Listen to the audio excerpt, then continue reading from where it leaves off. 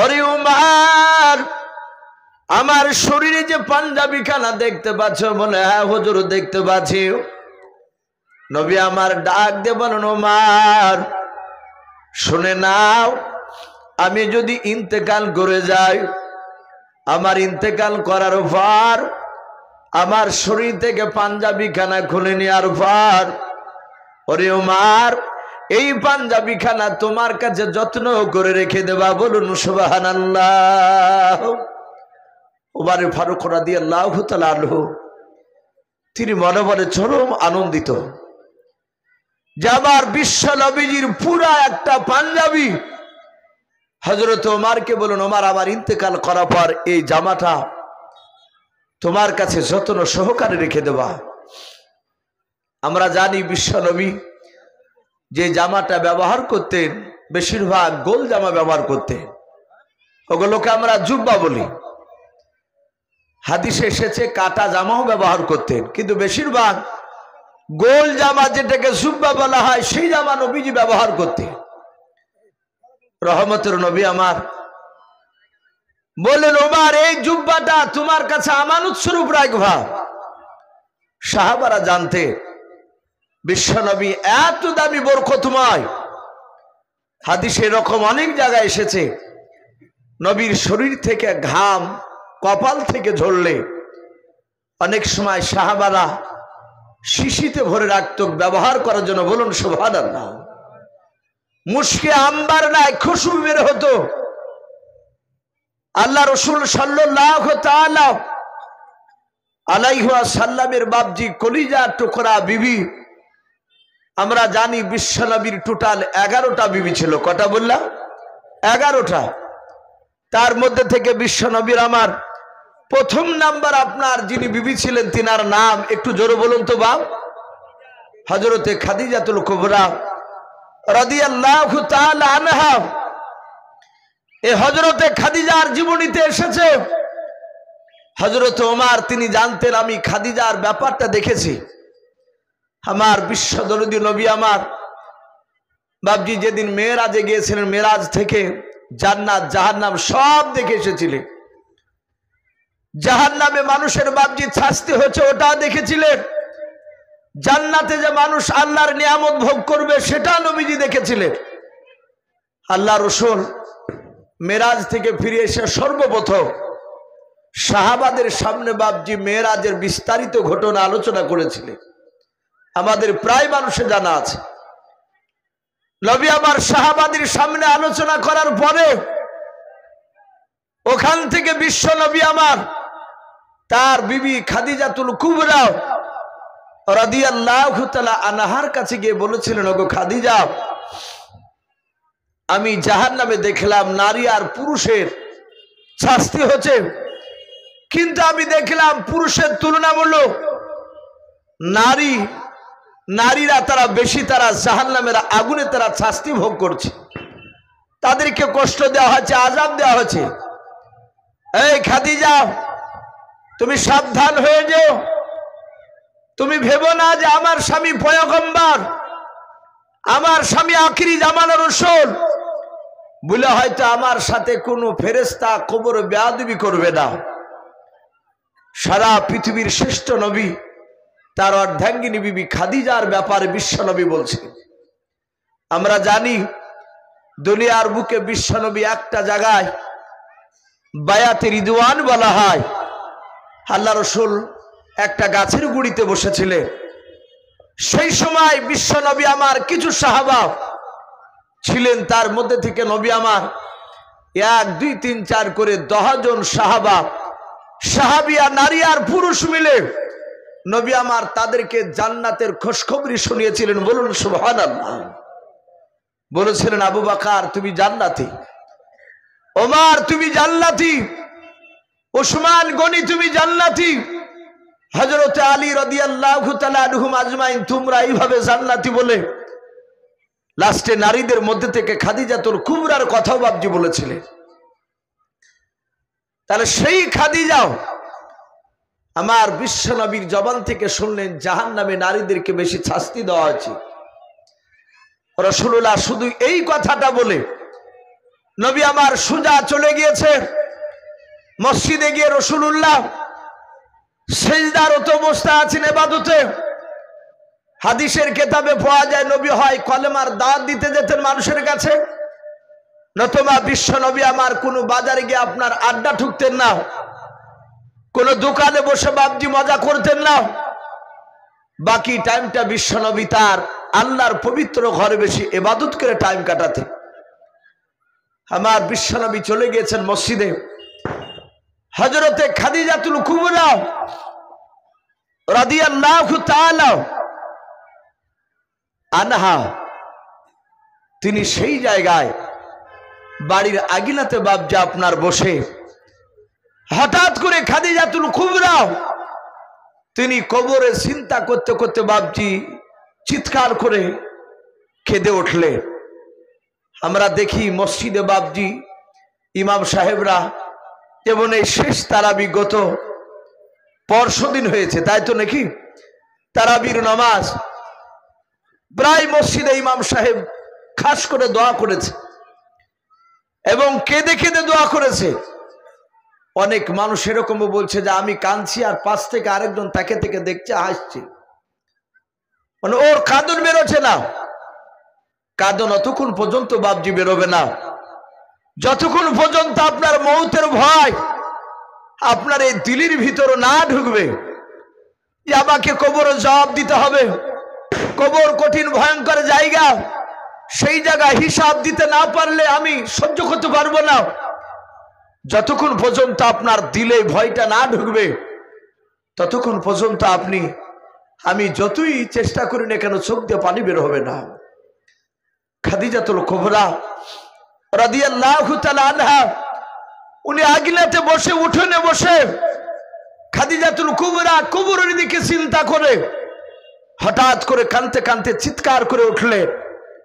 আমার বিশ্ব নবীজির কলিজার টুকরা বিটি মা ফাতেমা জোহরা রাদিয়াল্লাহু তাআলা আনহা তিনিও ঘরে ছিলেন।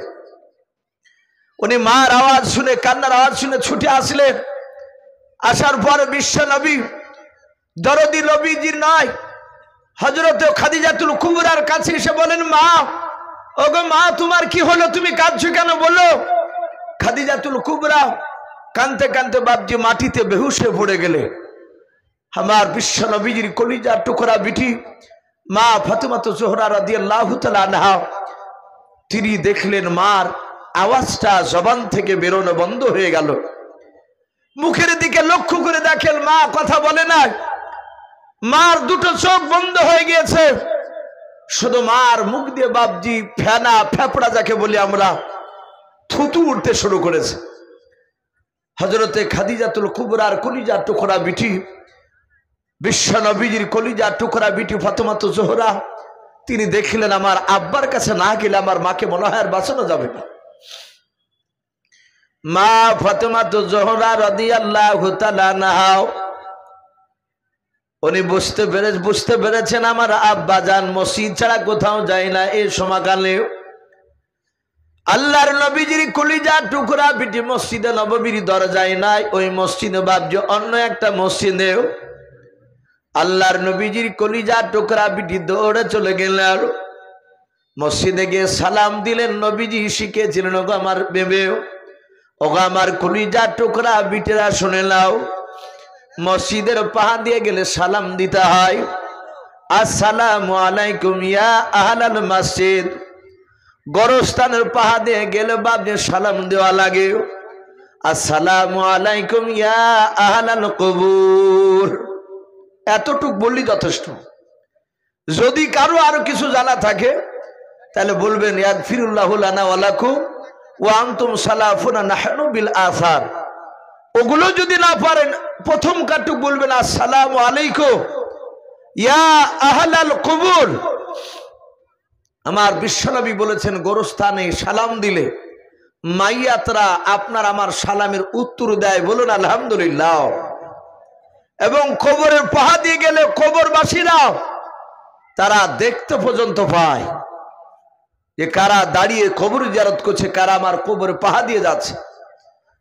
কিন্তু আমরা অনেক যুবকরা আছি সালাম তো জানি না, দেখা যায় গান বাজাতে বাজাতে বাপজি আপনার গোরস্থানে পাহা দিয়ে চলে যায়, কাপড় পরে গেলে বান্দা মেরে বাপজি চলে যায়। একটু ভয় করি না আমরা কবরের দিকে, যে কবর রাতে দিনে বাপজি এক নয় দুই নয় 70 বার করে চিৎকার করে ডাকে, প্রতিটা মানুষকে ডাক দিয়ে বলে, হে আল্লাহর বান্দারা, দুনিয়ার মায়াতে পড়ে দুনিয়ার প্রেমে পড়ে তুমি আল্লাহকে ভুলে গিয়েছো। আমি জানালা দরজাবিহীন ঘর, দুনিয়ার বুকে আল্লাহর কাজ করে আসলে আমি তোমাদের সাথে ভালো ব্যবহার দেখাবো, আর যদি দুনিয়াতে ভালো কাজ না করে আসো তাহলে তোমাদের সাথে আমি খারাপ ব্যবহার করব। এইভাবে প্রতিটা এই মাটি যার যেখানে মওত, যেখানে বাপজি আপনার মাটি দেওয়া হবে, সেখানকার মাটিতে বাপজি আপনার বলা হয়েছে যে 70 বার করে ডাকে। আমার বিশ্বনবী জনাবে মোহাম্মদ রাসূলুল্লাহ সাল্লাল্লাহু আলাইহি ওয়াসাল্লামের কলিজার টুকরা বিটি মসজিদে গিয়ে সালাম দিলেন, আসসালামু আলাইকুম ইয়া আহলাল মসজিদ। যাহাতে সালাম দিয়েছে মসজিদে দরজাতে প্রবেশ করি ফাতেমাতু জোহরা তিনি দেখছেন তার আব্বা জান সেজদারত অবস্থায় পড়ে। মা ফাতেমাতু জোহরা রাদিয়াল্লাহু তাআলা আনহা ডাক দিয়ে বলেন, আব্বা তাড়াতাড়ি নামাজটাকে আপনি শেষ করুন। আল্লাহ রসুলের বাপজি কানে গিয়ে নিজের কলিজা টুকরা বিটির বাপজি কানের আওয়াজটা যখন কান্নার আওয়াজটা কানে গিয়েছে, আল্লাহর নবী এত ভালোবাসতেন মা ফাতেমাকে। এরকম কেতাবে অনেক ঘটনা পাওয়া যায়। আল্লাহর নবী আমার সাহাবাদেরকে নিয়ে বাপজি বক্তব্য রাখতেন।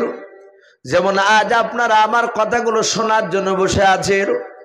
আল্লাহর নবীর সাহাবারা বলে দেখতাম আমরা নবীর চেহারার দিকে চাতক পাখি না চেয়ে চেয়ে কথাগুলো শুনতাম।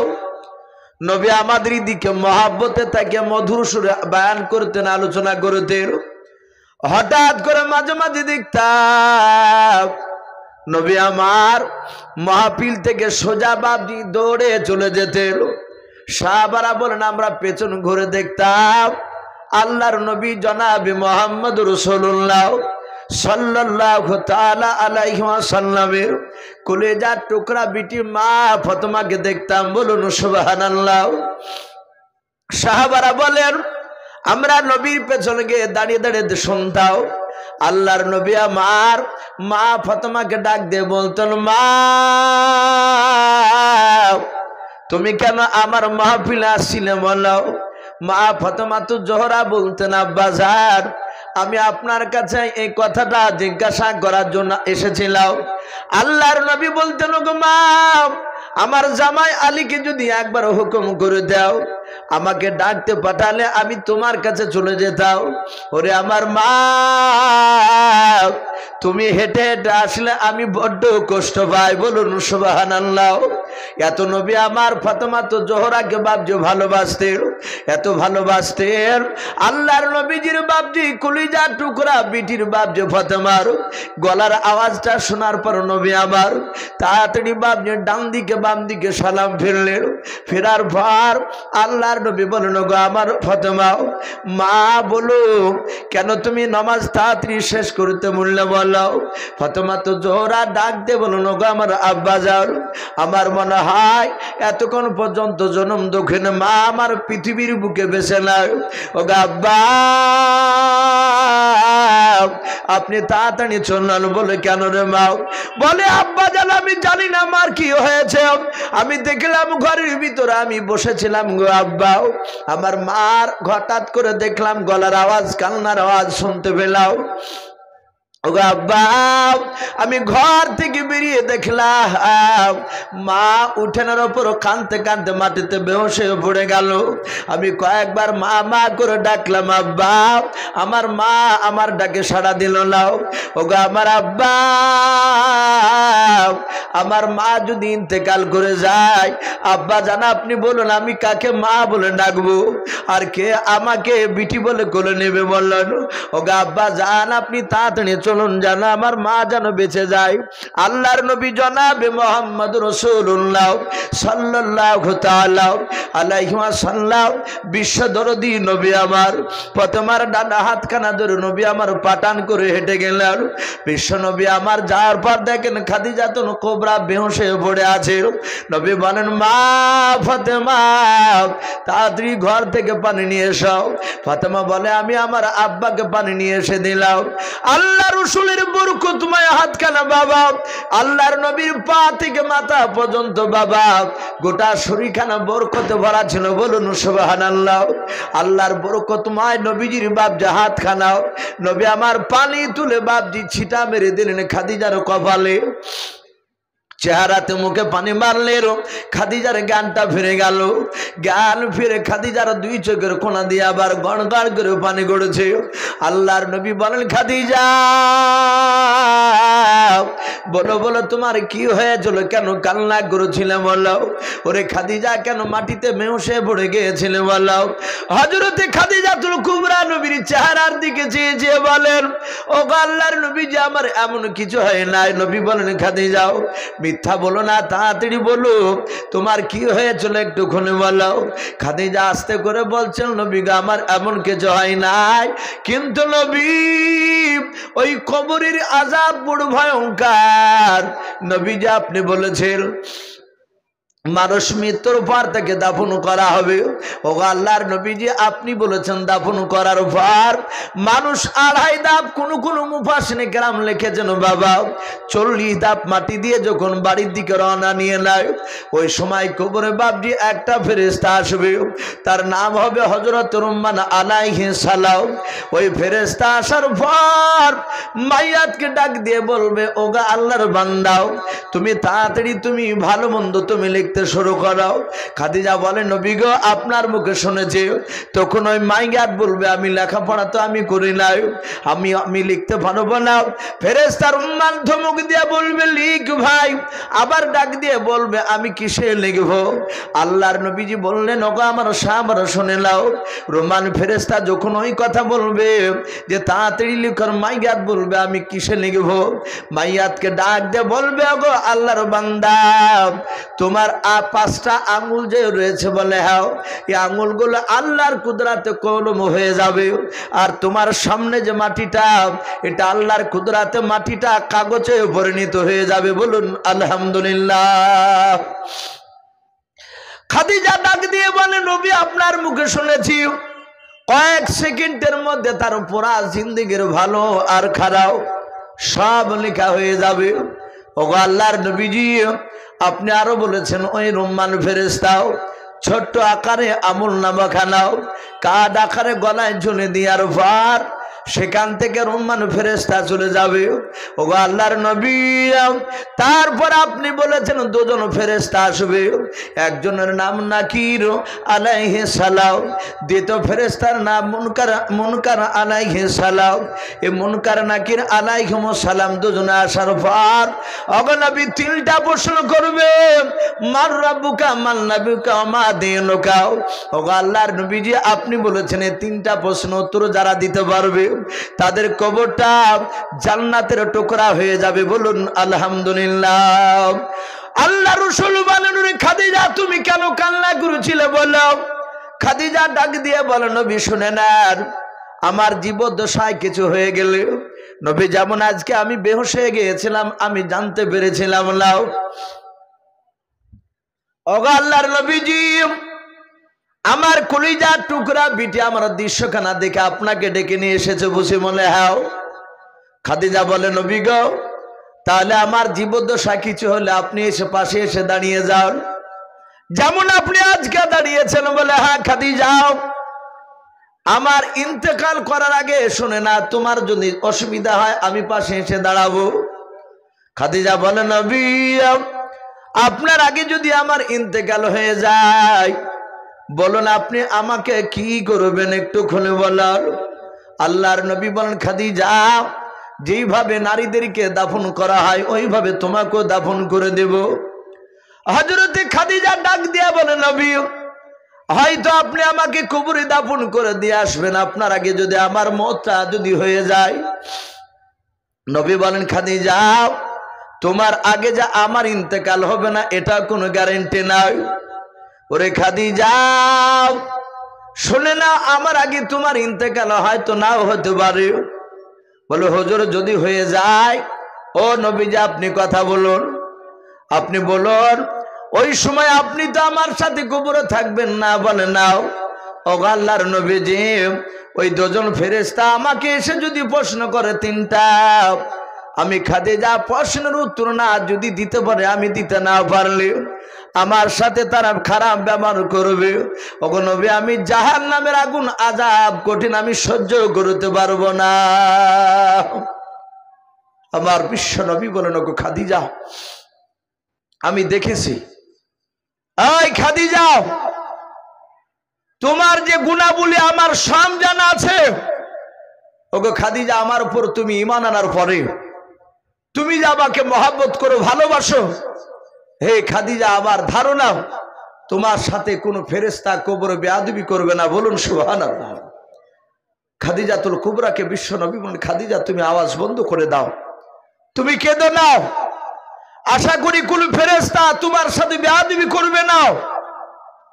আমার বিশ্ব নবী খাদিজার অনেক গুণ আল্লাহ রসুলের কলিজার টুকরা বিবি মায়েশা সিদ্দিকা রাদিয়াল্লাহু তাআলা আনহার সামনে বায়ান করতে। আমরা অনেকে বাবজি শুনেছি যে আল্লাহ রসুল সাল্লাল্লাহু তাআলা আলাইহি ওয়াসাল্লাম এক রাত্রিতে আয়েশার বাড়িতে পানি পড়েছিল। হযরত আয়েশা সিদ্দিকা রাদিয়াল্লাহু তাআলা আনহা গভীর রাত্রিতে ঘুম থেকে জাগার পর দেখলেন বিশ্বনবী শুয়ে নেই। হযরত আয়েশা বলছেন আমার ভয় হলো, আমি চিন্তা করলাম যে আমার ব্যবহারে মনে হয় কোনো ত্রুটি পেয়ে হয়তো রাসূলুল্লাহ অন্য বিবির ঘরে চলে গেছে। আমি চুপি চুপি রাত্রিবেলায় প্রতিটা আমার সতীনের ঘরে দেখলাম, নবীর অন্য বিবির ঘরে গিয়ে দেখলাম আমার বিশ্বনবীকে পাওয়া গেল না। হযরত আয়েশা বলছেন আমি চরম ভয় পেয়ে গেলাম, তাহলে আমার রাসূলকে কি মেরে ফেললো নাকি কাফেররা? নবী কই, নবীকে তো দেখতে পাওয়া যায় না, আমার ঘরও নাই, নবীর অন্য বিবিদের ঘরও নেই। হযরত আয়েশা বলে আমি ওই রাত্রিবেলায় ছুটতে শুরু করলাম, আমার বিশ্বনবীর প্রথম বিবি খাদিজাতুল কুবরার যেখানে কবর রয়েছে আমি সেই জায়গায় গিয়ে দেখছি নবী আমার কবরের পাশে, খাদিজার কবরের পাশে দাঁড়িয়ে দাঁড়িয়ে আমার বিশ্বনবী কান্না করছিলেন। বলুন আলহামদুলিল্লাহ। আমার বিশ্বনবী খাদিজার জন্য কাঁদছিলেন, আল্লাহকে ডেকে বলছিল গো আল্লাহ তুমি আমার খাদিজার কবরের আযাবকে তুমি মাফ করে দিও। বলুন সুবহানাল্লাহ। আমার রাসূল কাঁদছেন খাদিজার জন্য। হযরত আয়েশা সিদ্দিকা রাদিয়াল্লাহু তাআলা আনহা তিনি নবীজির অনেক কথা শুনলেন।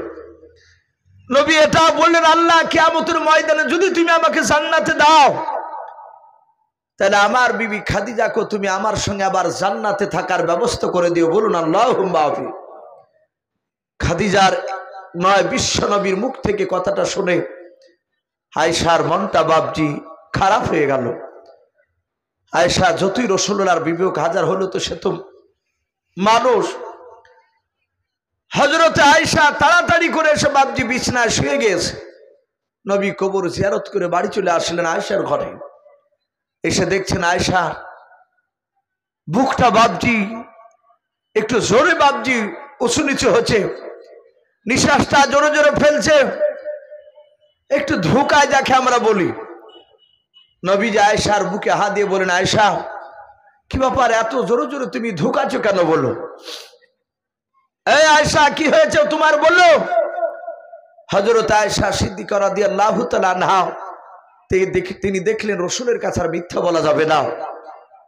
বলেন ওগো রাসূল আমি মিথ্যা বলি নাই, কিন্তু বলেন আপনার খাদিজার ভিতরে এমন কি গুণাবলী পেয়েছিলেন যে খাদিজার কথা আপনি আজও ভুলতে পারেন না। হে রাসূল আপনি বলুন, আপনি জান্নাতে খাদিজার সঙ্গে থাকার দোয়া করলেন, ওগো নবী বলুন একটু শোনান খাদিজার এমন কি গুণ ছিল ওই বুড়ো ওই বৃদ্ধা নারীটা।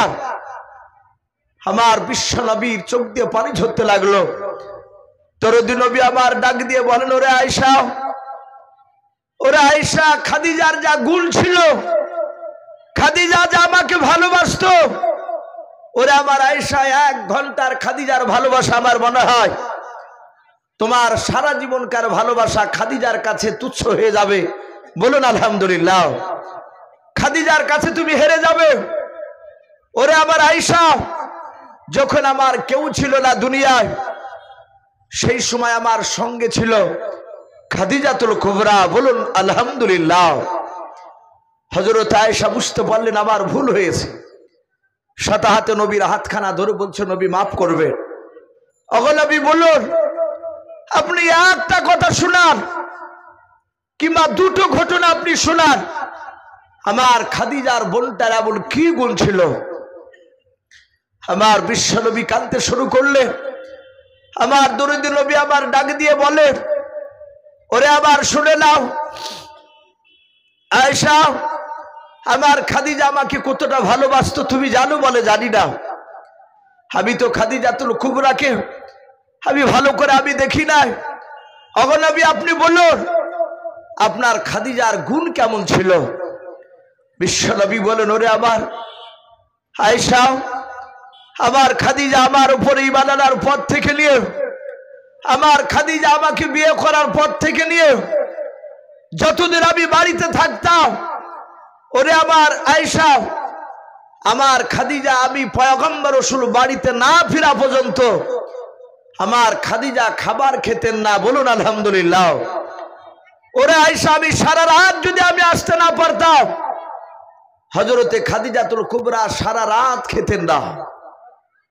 আমার বিশ্ব নবী কাঁদছেন আর বলছেন, আয়েশা খাদিজার গুণ শুনবা? বলে হ্যাঁ। বলে আয়েশা রে, আমাকে মক্কার লোকেরা আমাকে ধরে ধরে মারতো, কোনোদিন পা ফেটে দিত পাথর মেরে, কোন সময় আবার কপাল ফেটে দিত, পেছন দিকের মাথা ফেটে দিত, রক্তাক্ত শরীরে মার খেয়ে কাঁদতে কাঁদতে, কোনোদিন কলমার দাওয়াত দিয়ে মার খেয়ে রাত 2টোয় 3টায় ফজরের সময় এইভাবে আমি বাড়ি যেতাম। আয়েশা রাসূলের চেহারার দিকে চেয়ে চেয়ে কথাগুলো শুনছিলেন। আল্লাহর নবী বলেন, আয়েশা আমি কোন দিন মার খেয়ে রক্তাক্ত শরীর নিয়েও ওই গভীর রাত্রিবেলায় খাদিজাতুল কুবরা বলে ডাকতাম, ওরে আয়েশা, দরজাখানা এইভাবে আপনার লাগানো থাকতো, আমি যাতে একবার ডাক দিয়ে বলতাম খাদিজা, আর খাদিজাকে দ্বিতীয়বার ডাকতে হতো না। লাব্বাইকে রাসূলুল্লাহ বলে দরজা খুলে দিত। বলুন সুবহানাল্লাহ। আল্লাহর নবী কাঁদতেন আর বলতেন, খাদিজা তুমি এক ডাকে সাড়া দিলে তুমি কি ঘুমাও না? হযরতে খাদিজা নবীকে পাঞ্জাবির মহব্বতে জোড়া ধরে বলতেন, ওগো প্রাণের স্বামী শুনে না, আপনি বাড়ি থেকে বাইরে গিয়েছেন কলমার দাওয়াত দিতে, আর আপনার বিবি আয়েশা ঘুমিয়ে থাকবে, খাদিজা ঘুমিয়ে থাকবে, এটা হতে পারে না। নবী গো, সারা রাত দরজার গুড়িতে পিঠ লাগিয়ে দাঁড়িয়ে আছে, কানটা আপনার দিকে ঘুরেও, কখন আমার পয়গম্বর রাসূল খাদিজা বলে ডাক দিবে। বলুন আলহামদুলিল্লাহ। নবী বলেন, আয়েশা খাদিজা ইন্তেকাল করার আগাদিন পর্যন্ত আমাকে খাদিজাকে দ্বিতীয়বার নাম ধরে ডাকতে হয় নাই। বলুন সুবহানাল্লাহ। আচ্ছা, আমাদের একটা বিবি এরকম, আমাদের কারণে 1 বার 2 বার 3 বার 4 বার 10 বার ডাকার পরও উত্তর দেয় না। এখন তো মোবাইলের যুগ, বাইরে থেকে ফোন করছি, 20 বার রিং বাজার পরও বাবজু চালা পাইনি, দরজাতে বাড়ি বেড়ে চালা পাচ্ছে না, তারপর জানানাতে যে বাবজা আবার লাথি মারছে, কিল মারছে জানানা, আই খোলো খোলো, তখন বলছ উঠছি। আর বিশ্ব নবী বলেন, আমার খাদিজাকে দ্বিতীয়বার ডাকতে হয় নাই, একবার ডেকেছে আর খাদিজা সাড়া দিয়েছে। হযরত আয়েশা রাসূলের হাতখানা ধরে বলছেন, হুজুর মাফ করবে, আমি আর জীবনে বেঁচে থাকা পর্যন্ত খাদিজার ব্যাপার আর কোনো কথা বলবো না। বলুন সুবহানাল্লাহ। আমি আর খারাপ ধারণা আপনাকে করব না, রাসূল আপনি আমাকে ক্ষমা করে দেন। তাহলে এত বড় দামি নারী এবং জান্নাতি মহান রব্বুল আলামিন দুনিয়ার বুকে দুটো মেয়েকে সালাম দিয়েছিলেন, তার মধ্যে খাদিজাতুল কুবরা উনি একজন। আল্লাহ ডাইরেক্ট সালাম দিচ্ছেন জিবরিলকে দিয়ে।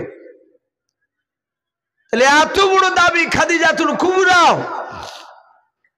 উনি মওতের সময় নবীজির চেহারার দিকে চেয়ে নয়, কবরের দিকে চিন্তা করতে করতে তিনি বেহুশ হয়ে গিয়েছিলেন। আর সেই খাদিজাতুল কুবরা রাদিয়াল্লাহু তাআলা আনহা, ওনার জীবনীতে বাবজি এসেছে, আমার বিশ্ব নবী বলেন, ওরে খাদিজা তুমি কেঁদো না কেন, তুমি বেহুশ হয়ে গিয়েছিলে বলো। বলে নবী, ওই ফেরেশতারা যদি আমাকে প্রশ্ন করে আমি রসুলের বিবি খাদিজা উত্তর দিতে না পারলে আমার সাথে শাস্তি দেওয়া হবে, আমি সহ্য করতে পারবো না। আল্লাহর নবী বলেন, ওরে আমার খাদিজা, আমি পয়গম্বর রসুল বলে তোমার সাথে কোনো বেয়াদবি ফেরেশতা করবে না। হযরতে খাদিজাতুল কুবরাকে ডাক দিয়ে বলে, খাদিজা তুমি কান্না বন্ধ করে দাও। খাদিজা ডাক দিয়ে বলেন, নবী মাফ করবেন, আমি কান্না বন্ধ করতে পারি আপনি তিনটা কথা যদি শর্ত যদি আমার মেনে নেন। আল্লাহর নবী বলেন, ওরে খাদিজা তুমি তিনটা কেন, তুমি যদি আমাকে 100টা যদি শর্ত বলে আমি মানতে রাজি আছি। হযরতে খাদিজাতুল কুবরা ডাক দিয়ে বলে, নবী আমি আপনার কাছে 100টা শর্ত আমি বলতে চাই না, মাত্র 3টাও। নবী বলেন, তাড়াতাড়ি বলো। ডাক দিয়ে বলেন, ওগো আমার আল্লাহর নবী আপনি শুনে নাও, আমার যদি আপনার আগে যদি ইন্তেকাল হয়ে যায়, ওগো আল্লাহর নবী শুনে নাও, আপনি আমাকে গোসল দিবেন। বলে, হ্যাঁ খাদিজা গোসলের ব্যবস্থা করবো তোমার। আল্লাহ রসুল ডাক দিয়ে বলেন, খাদিজা তারপর বলো। বলে, নবী যে আপনি গোসল দিয়ে কাফন পরাবেন আমাকে। বলে, হ্যাঁ। নবী গো কাফন পরানোর সময় নবী আপনি কথা দিয়ে দেন, আপনার ব্যবহার করা পাঞ্জাবের এক টুকরা ছিট যদি আপনি আমার কাফনের ভিতরে যদি ভরে দেন, তাহলে আমি কান্না বন্ধ করতে রাজি আছি। বলুন আলহামদুলিল্লাহ। শুধু এক টুকরা ছিট। বিশ্বনবী বলেন, খাদিজা তুমি কেঁদো না, আমি কথা দিচ্ছি তোমার শর্ত মেনে নিলাম। আমার বলার উদ্দেশ্য ছিল যে সামান্য খাদিজাতুল কুবরা এক টুকরা ছিট ওনার কাফনে দিতে বলেছিলে। রাসূল বললেন, ওগো খাদিজা কেন কাফনের কথা বললে?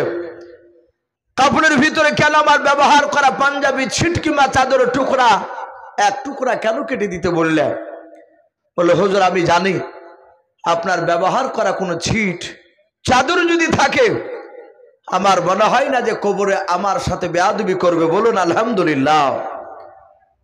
আর হযরত ওমর যে আমার বিশ্বনবী ইন্তেকাল করার আগে বললে, হে ওমর আমার ইন্তেকাল করার পরে আমার এই জুব্বাটাও তোমার কাছে যত্ন করে রাখবা। ওমর মনে চরম আনন্দিত। হঠাৎ করে বিশ্বনবী বলেন, ওমর রে, আই ওমর এই জামাটা তোমার কাছে বেশি দিন তুমি যত্ন করে তুমি রাখতে পারবা না। বলে, হুজুর কি করব? বলে, আমার ইন্তেকাল যদি হয়ে যায় আমাকে দাফন করা হবে। হে আমার ওমর, আমার ইন্তেকাল করার পর কয়েক মাস পর দেখবে একটা লোক এসে খুবই কান্না করবে, তার নাম হবে ওয়াইস কুরুনি। কি নাম বললা? ওয়াইস কুরুনি। ওই ব্যক্তিকে আমার এই জুব্বাটা নিয়ে দিবা ব্যবহার করতে। বলুন আলহামদুলিল্লাহ। সম্মানিত ভাইরা আমার বাবাজি বোনেরা, বিশ্ব রাসূল বললেন, ওয়াইস কুরুনিকে কে দেবা? হযরত ওমর তিনি চিন্তা করলেন, এই জুব্বা আমি পেলাম না, ওয়াইস কুরুনি পেয়ে গেল। এবং ওমর ওয়াইস কুরুনিকে জুব্বাটা দিয়ে বাপজি দোয়া চেয়েছিলেন। আমরা দোয়া চাই না ভাই? মাস্টারমশাই, হাজী সাহেব, চাচা, ভাই, ছেলে মানুষের কাছেও বাপজি দোয়া চাওয়া যায়। চাচা কি ভাই একটু দোয়া করবে। এখন দোয়া যে সবসময় হাত তুলি দোয়া করতে হবে তা নয়। জবান দিয়ে শুধু যদি এতটুকু বলেন ফি আমানিল্লাহ, এই শব্দটা আমরা অনেকেই জানি না, যারা আলেমদের সাথে ওঠা বসা করি, যারা তাবলিগে যান এবং যারা জেনারেল শিক্ষিত, যারা কোরআন হাদিস একটু ঘাটাঘাটি করে, তারা হয়তো মোটামুটি পারে, বাদ বাকি অনেকে বলতে জানি না। আরবিতে বলবেন ফি আমানিল্লাহ, এতটুকু যদি না পারে আল্লাহ হেফাজত করো, পারবো না বলতে এতটুকু, এগুলো দোয়া। কিন্তু রাসূলুল্লাহ জবান দিয়ে যেটা বের করেছিলেন সেটা বলাতে আরো বেশি সওয়াব। ফি আমানিল্লাহ, এ কথা বলতে হবে, আল্লাহ তোমাকে হেফাজত করো, আমানতের সহিত আল্লাহ রব্বুল আলামিন তোমাকে রাখো। হযরতে ওমর ওয়াশকুরুনির কাছে বাপজি দোয়া চাইলে এখান থেকে বাপজি আর একটা পয়েন্ট বেড়ে আসবে যে ওমরের চেয়ে কি ওয়াশকুরুনি সে দামি হয়ে গেল, যে জুব্বাটা ওয়াশকুরুনি পেয়ে গেল? কিন্তু না, দাবি নয়। কিন্তু কেন পেয়েছিলেন? মুফাসসিরিন কেরাম লিখেছে যে ওয়াশকুরুনি তার বাপ মার খিদমত করার কারণে আল্লাহ রাব্বুল আলামিন তার মর্যাদা এত বাড়িয়ে দিয়েছে যে রাসূলের জুব্বা পর্যন্ত সে পেয়েছিলেন। বলুন আলহামদুলিল্লাহ, শুধু বাপ মার খিদমত করার কারণে। ওয়াশকুরুনির জীবদ্দশায় রাসূলুল্লাহ বেঁচে ছিলেন, কিন্তু ওয়াশকুরুনি রাহমাতুল্লাহ আলাইহি তার বাপ মার খিদমত করার কারণে রাসূলুল্লাহর কাছে যেতে পারেনি, কিন্তু রাসূলের উপর ঈমান এনেছিলেন নামাজ পড়তে। এই জন্য এখনো বাপজি যারা বাপ মার খিদমত করবে তাদের মর্যাদা আল্লাহ উঁচু করে দিবে। কিন্তু খিদমত তো হারিয়ে যাচ্ছে। কয়েক রকমের মানুষকে দেখতে পাওয়া যাচ্ছে। এক শ্রেণী মানুষ বাপজি গই গ্রামে বাস করে টাকা হয়ে গেলে ছেলে মেয়ের পড়া হবে না, এখানে থাকলে খারাপ হয়ে যাবে, এ কৌশল করে বাপজি শহরে পালিয়ে যাচ্ছে। কথা ঠিক না বেঠিক বলে? গ্রাম থেকে টাউনে চলে যাচ্ছে। যে ব্যক্তি শহরে চলে যাচ্ছে তার ছেলেকে মানুষ করার জন্য, কিন্তু সে তার বাপ মাকে নিয়ে যায় না। 100টা যদি লোক যায়, আমার মনে হয় 95টা না 98টা লোক তার বৃদ্ধ বাপ তার বৃদ্ধা মাকে নিয়ে যায় না। সে ঈদে ঈদে কুটুমের মতন দেখতে আসে, কাপড় নিয়ে বেড়াতে আসে। থাকে কার কাছে? যে মাঠে কাটে সেই ভাইটার কাছে, গরিবটার কাছে। কিন্তু ওই গরিবটাই বাপজি সে হতভাগা নয়, সে ভাগ্যবান। সে বাপ মার খিদমত করার সুযোগ পাচ্ছে। আজ অনেকে আবার ওটা যদি বাইরে নাও যায়, 3টে ছেলে থাকলে হিংসা হিংসি করে দেখা যাচ্ছে, কেউ দেখছে না। এক বেটা যদি দেখছে তো যে দেখছে তার স্ত্রী বলছে তুমি দেখবে কেন, তোমাকে কি একা জন্ম দিয়েছে নাকি? আরো তো 2টা বেটা আছে, ওরা দেখছে না? এ ভিতরে ভিতরে হিংসা হিংসি করে বাপজি অসুখ হলে ডাক্তারখানে নিয়ে যাচ্ছে না। এরকম হচ্ছে কি হচ্ছে না? একটু কথা বলুন। বাপ মা টুকটুক করে তাকায়, এগুলো হচ্ছে হতভাগা। বাপ মার খিদমত যে করবে তার কপাল খুলে যাবে, সে জান্নাত যাবে। আর বাপ মার খিদমত যে করবে না, মৃত্যুর পর থেকে জাহান্নাম ছাড়া কোনো রাস্তা নাই, জাহান্নামে যাওয়া লাগবে। অনেক আলেমরাও আছে বাপজি, দেখা যাচ্ছে। আমি অনেক লোককে বলতে শুনেছি। আমি লালগোলাতে বাপজি ওই করোনা হয়েছিল তার আগা বছর আমার জালসা ছিল, খিদমত পিতামাতার খিদমত সম্পর্কে বিষয় ছিল আমার আলোচনা। এলাকাটা বাপজি বেদাতি এলাকা। আলোচনা পিতামাতার করতে করতে হঠাৎ করে একটা ছেলে বলছেন, হুজুর কিছু মনে করবে না, আপনার বাপকে আপনি ভাদেন তো? একবারে ডাইরেক্ট দাঁড়িয়ে কথা বলছে। অনেক মানুষ। আমি বললাম ভাই আপনাদের ধারণা কি মনে হয়েছে? আমি মহারানা ঈশ্বর, আপনাদের কি মনে হচ্ছে যে আমি আমার বাপ মাকে আমি দেখি না? তো বলে নাও দেখতে পারেন, মৌলবীরা অনেক বড় বড় কথা বলে। কিন্তু ওর কথা শুনে আমার একটু রাগ হচ্ছিল। পরে বুঝতে পারলাম সে আবেগে কথাগুলো বলছে। আমি গর্ব করা না, এই দেখেন ওই সামনে গাড়িতে আমার ভাই বসে আছে, আপন মায়ের পেটের ভাই আমার, ওখানে গিয়েছিল, ওকে নিয়ে যায়। আমি বললাম দেখেন ভাই বসে আছে গাড়িতে, গিয়ে শুধু একবার খোঁজে নেন, আমার আব্বা মা বেঁচে আছে, আমার দাদি বেঁচে আছে, আপনি খোঁজে নেন দাদি কার কাছে খায় আর বাপ মা কার কাছে খায়। যদি ইসবের কাছে না খায় যদি বলে, তাহলে আপনার টাকা তো নগদ নাই, গাড়িটা আপনার নামে রেজিস্ট্রি করে দেবেন ইনশাল্লাহ। তখন লোকে বকতে লাগলো, ওকে স্টেজ থেকে নেমে যাহাতে ঘরে গিয়েছি, লোকটা গিয়ে মাপ চেয়ে বলছে, হুজুর কিছু মনে করবেন না, আমাদের এলাকায় 18টা আলেম আছে, 18টা, একটা মৌলবি তো বাপ মাকে ভাদাই না। এইভাবে কথা বলছে, একটাও দেয় নাই, জন্য রাগ করে আপনাকে বলেছে হুজুর। আমি বললাম, ভাই 2007-এ মৌলানা পাশ করেছি, আল্লাহর কাছে হাজার শুকরিয়া, এত হালকা বয়সে এত দূরে যে আল্লাহ নিয়ে যাবে তা আমো বাপজি ধারণা করতে পারেন। আমার হুজুর হয়তো অবাক হয়ে যায়। এগুলো সব আপনাদের দোয়া। বড় বড় মহাপিলে বাপজি ডেকে নিয়ে যায়, যেসব মহাপিলে নিয়ে যায় সেই সব মহাপিলের প্রকৃতির যোগ্যতা বক্তা কিন্তু আমি নয়, কিন্তু মানুষ নিয়ে যায়। আমি বললাম, ভাই একবার গিয়ে শুধু গ্রামে খোঁজ নেবে, আমি তো বলতে পারি বড় বড় কথা, যদি প্রমাণ করতে পারেন আমি জালসা করাই বন্ধ করে দেবো ইনশাল্লাহ। তো ভাই কথাগুলো বলছে একটু দুঃখ করে, অনেককে দেখতে পাচ্ছি বাপ মাকে ভাই দায়ী নাও, অনেকেই দায়ী নাও। আমি অনুরোধ করব, বাপ মার খিদমত যদি থেকে বঞ্চিত হয়ে যান, আপনার কপাল ফাটা, মৃত্যুর পর জাহান্নাম ছাড়া কোনো রাস্তা পাবেন না। আপনি যে বাপ মাকে আপনি দেখবেন না, সে বাপ মা কোনোদিন আপনার জন্য অন্তর থেকে দোয়া বেরিয়ে আসবে না। দোয়া দেন দেন কেরা দোয়া পাওয়া যায় না, ব্যবহারে দোয়া পাওয়া যায়। এমন ব্যবহার দেখাবেন অন্তর থেকে দোয়া বেরিয়ে আসবে। ওয়াইশ কুরুনি তার বাপ মার খিদমত করার কারণে সে জুব্বা পেয়েছিলেন, কিন্তু বাপজি ওয়াইশ কুরুনি চেয়ে ওমর ফারুক রাদিয়াল্লাহু তাআলা আনহু তিনি হাজার হাজার কোটি কোটি গুণ দামি। বলুন আলহামদুলিল্লাহ। ওমর এত দামি, এত দামি, বিশ্বনবী বলেছেন আমার পরে আর নবী রাসূল আসবে না। আসবে কথা বলুন।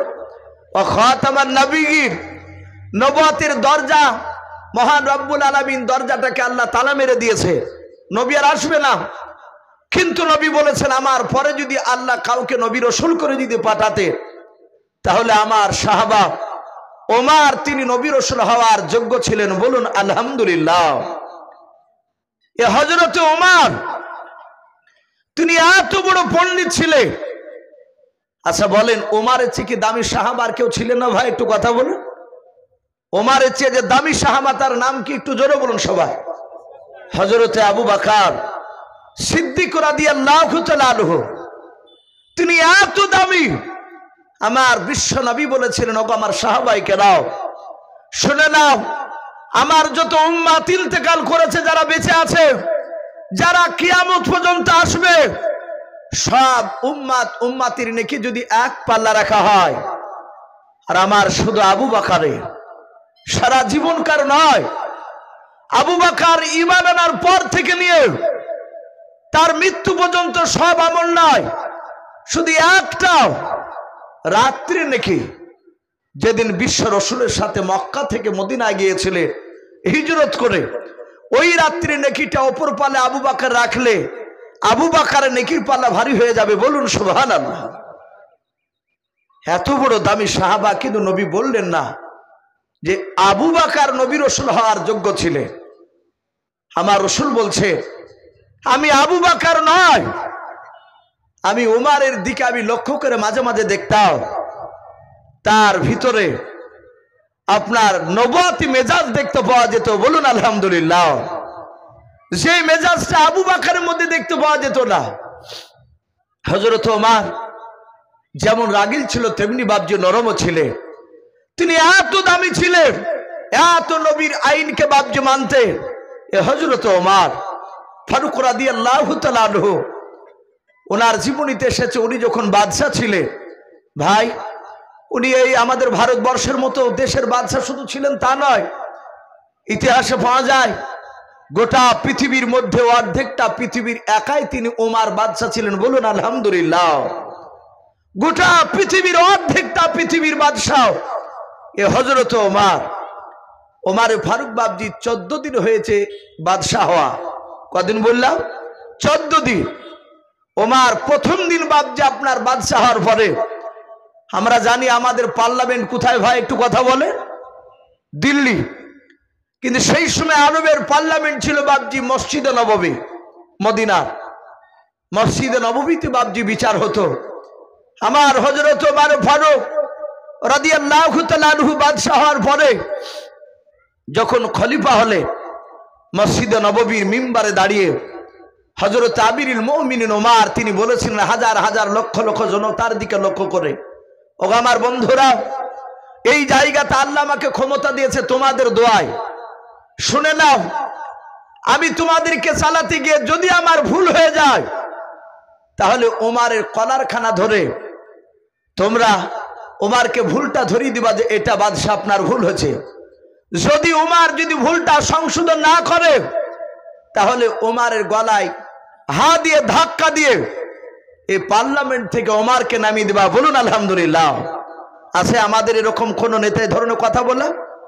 নাই। বলতে গেলি বাপজি মুসলিম হলে তাকে কবরে যেতে হবে, আর হিন্দু হলে তাকে শ্মশান ঘাটে যাওয়া লাগবে। অন্যায় করলে কিছু বলা যাবে না, কিন্তু ওমর বললে শুনে নাও, আমার ভুল দেখলে তোমরা আমাকে সংশোধন করে দেবা, ধরে দেওয়ার চেষ্টা করবা, যদি ভুল সংশোধন না করি তাহলে আমার গলায় ধাক্কা দিয়ে নামিয়ে দেবা। ওমর 14 দিন চলছে বাপজি তার বাদশাহী চালালো। প্রতি রাত্রিবেলায় ওমর কোনো দিন তাহাজ্জুদ নামাজ পড়ে বেরোতে, আবার কোনো দিন বাপজি আপনার বলা হয়েছে গ্রাম থেকে ঘুরে এসে আবার তাহাজ্জুদ পড়তে। এখন তো তাহাজ্জুদ পড়া লোক তো বাপজি গ্রাম আর মনে হয় না যে দুটো একটা পাওয়া যাবে, খুব কম। 8টা 10টা গ্রাম মিলে হয়তো 1টা 2টা পাওয়া যেতে পারে। হযরত ওমর গভীর রাত্রিবেলা বাপজি শিবির দেশে একটা লাঠি 2 থেকে 2.5 হাত লম্বা লাঠি হাতে করে নিয়ে বেরোতে, তার কোনো বডিগার্ড থাকতো না। ওমর হাঁটছে 14 দিনকার দিন মরুভূমির ময়দান দিয়ে যেতে যেতে হঠাৎ ওমর দেখলেন বাপজি জ্যোৎস্না রাত্রি, একেবারে অন্ধকার নয়, হালকা অন্ধকার, যাকে জ্যোৎস্না রাত্রি বলি আমরা। হযরত ওমর তিনি দূর থেকে দেখলেন একটা ময়দানে ছোট্ট একটা তাম্বু টাঙালো। ওমর চিন্তা করলেন আমি এর আগেও তো এসেছি, আমি বাদশাহ হওয়ার আগে এসেছি, এলাকাতে উট চড়াচ্ছি, কিন্তু এই ময়দানেতে তাম্বু দেখি নাই, ব্যাপারটি এখানে তাম্বু কেন? ওমর লাঠিকাটা হাতে করে নিয়ে একা একাই আরো টুকটুক টুকটুক করে হেঁটে গেলে, কাছে গিয়ে আর একটু কাছে গিয়ে দেখলেন ওই তাম্বুর পাশে একটা লোক কি জানো বাপজি আপনার রান্না করছে।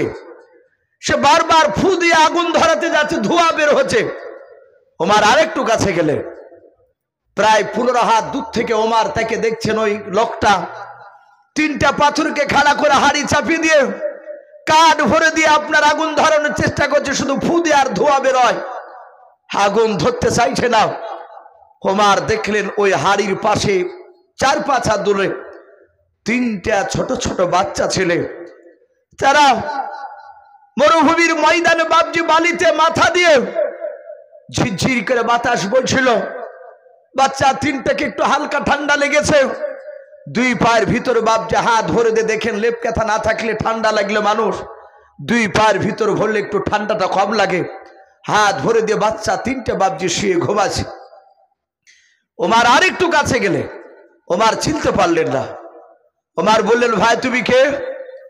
ওমরের হাতে লাঠিখানা দেখে যিনি আগুন ধরাছিলেন, চুলাতে বাপজি আপনার ফুদি ছিলেন, ওই ব্যক্তি ভাবলেন বলা হয় কোনো ডাকাত হতে পারে। সে সময় তো চিন্তা হতো। সাথে হাতে ওমর বললেন কে ভাই? ডাক দিয়ে বলে আমি যেই হই না কেন তুমি যেখানে যাচ্ছ সেখানে যাও। লোকটা জানতো যারা বদমাইশ হবে তাদের কাছে যত আপনি নরম হবেন তত আপনাকে আরো কষ্ট দিবে, আর একটু যদি আপনি কড়া করে কথা বলেন তাহলে জানবেন যার পেছনে মনে হয় শক্তি আছে, লোক আছে। ওমরকে যাহাতে গরম করলো, ওমরকে যত গরম করে ওমর তত বাপজি নরম হয়ে যায়। বলুন আলহামদুলিল্লাহ। ওমর তিনি সাথে হাতে বললেন ভাই তুমি কেন এখানে এসেছো বললো? আরে যে তুমি কাঠ ধরাচ্ছে, কাঠ তো ভিজাও, এ তো গোটা রাত তুমি ধরাতে পারবে না। ডাক দিয়ে বললো ভাই আমাদের বাড়ি এখানে নয়। বলে কোথায়? বলে বাড়ি আমাদের পেছনে অনেকটা দূরে। বলে এখানে কি ব্যাপার? ডাক দিয়ে বলল ভাই, ওমর বলছেন ভাই তাম্বুর ভিতরে একটা মেয়ের কান্নার আওয়াজ বেরোছে, চিৎকার করছে মেয়েটা। কেন? বলো কে মেয়েটা? ডাক দিয়ে বললো ভাই তোমাকে চলে যেতে বলছি, তুমি যাচ্ছ না, আমি তোমাকে চিনি না। ওমর বললেন ভাই আমার চিনার দরকার না, আগে তোমাকে বলো তুমি কেন এসেছো এখানে? আরে বাচ্চা তিনটে মাটিতে ঘুমাচ্ছে বালিতে। ডাক দিয়ে বলল, ভাই শুনে নাও, আজ 14 দিন হতে চললো ওমর বলে একজন বাদশা হয়েছে। লোকেরা বলে সে ওমর নাকি বড্ড ভালো মানুষ, কিন্তু আমি লক্ষ্য করে দেখছি সে ভালো নয়। হে ভাই শুনে নাও, ওমরের দরবারে খাবার নিতে আসছিলাম, আমার ওই 3টে ছেলে 6 দিন ধরে পানি ছাড়া কোনো খাবার খাই নাই। বলুন আলহামদুলিল্লাহ। ওদের পেটে শুধু পানি ছাড়া কিছুই যায় নাই। বাচ্চা 2টো ছেলে নয় 3টে ছেলে, আমি তাদেরকে বসে রেখে আমি ওমরের দরবারে যাব বললাম। 3টে ছেলে আবার বলল, আব্বা বাদশাহ ওমর আমাদের দিকে খোঁজ নিতে আসে না, আমরা 2-3 ভাই যাব। বাদশার সামনে ওমরের সামনে দাঁড়ালে বাদশার একটু রহম হয়ে আব্বাজান আমাদেরকে একটু বেশি মাল দেবে। ওগো আমার ভাই, আমার 3 ছেলে আমার সাথে হেঁটে আসছিল ক্ষুধার্ত অবস্থায়। আমার প্রাণের বিবি যে তাম্বুর ভিতরে যে চিৎকার করেছে, তার প্রসব বেদনা শুরু হয়েছে, তার পেটে বাচ্চা রয়েছে। আমার বিবি বলল আমার সন্তানরা হেঁটে যাবে ক্ষুধার্ত অবস্থায়, আর আমি তার জুলুম দুঃখিনী মা ঘরে থাকবো না, এটা হতে পারে না। চলো আমিও যাবো বাদশাহ দরবারে। সম্মানিত ভাইরা আমার, বাবা জীবনেরা, ওমরের চোখ দিয়ে বাপজি পানি ঝরছে।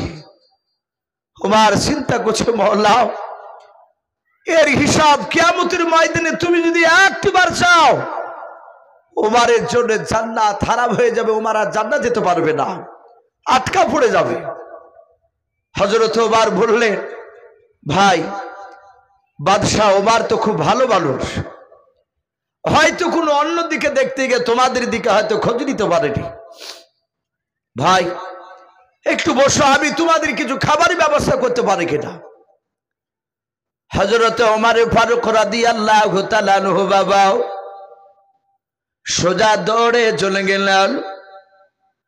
হযরত আমিরুল মুমিনিন ওমর বাদশাহ, অর্ধেকটা পৃথিবীর যিনি বাদশাহ বাবা, ওই বাদশাহ ওমর তার বিবিকে ডাক দিয়ে বলেছিল, আমার প্রাণের বিবি শুনে নাও, তুমি কি জান্নাত যেতে চাও? বলে হ্যাঁ। জান্নাত কেন যাব না, যেতে চাই, আমি অবশ্যই জান্নাত যেতে চাই। বাদশাহ ওমর বললেন, বিবি শুনে নাও, যদি জান্নাত পেতে হয় তাহলে তাড়াতাড়ি কিছু নেকড়া তুমি নিয়ে নাও, পুরানো তোমার কিছু কাপড়গুলো তুমি পুটলা রাখারে তুমি বেঁধে নাও। ওমর বিবি বাপজি তাড়াহুড়া করে পুটলাগুলো নিয়ে নিলেন। কাপড়ের বাপজি আপনার পুটলা কুলো করে নিয়ে বাপজি দাঁড়িয়ে আছে। ডাকে দিয়ে বলে, বাদশাহ তাড়াতাড়ি আসুন, আপনার অর্ধেকিনী বিবি আমি রেডি হয়ে গিয়েছে। হযরত ওমর বায়তুল মাল যে ঘরে আছেন সেই ঘরে বাপজি বস্তা নিয়ে গিয়ে নিজে হাতে কিছু জব, কিছু বাপজি আপনার খেজুর, কিছু বাপজি গমের আটা, কিছু ঘি বাপজি আপনার ঢোবে করে ভরে নিতে শুরু করে দিলেন। ওই বস্তায় বাপজি ভরেছেন, এক বস্তা বাপজি সব কিছু মাল বাপজি নিয়ে মাথায় আর উঠাতে পারে না। ওমর বাপজি আপনার একটা খাদিম ছিল, ওই খাদিমটা হযরত আসলাম রাদিয়াল্লাহু তাআলা আনহু বলে নাম বাবা। উনি দেখলেন বাদশাহ ওমর ওই বায়তুল মাল ঘরে কেন বস্তা মাথায় নিতে যাচ্ছে। হযরত ওমরের গোলাম খাদিম দৌড়ে গিয়ে বলেছিল, গো বাদশাহ আপনার কাছে খিদমত করার জন্য আল্লাহ আমাকে পাঠিয়ে দিয়েছে।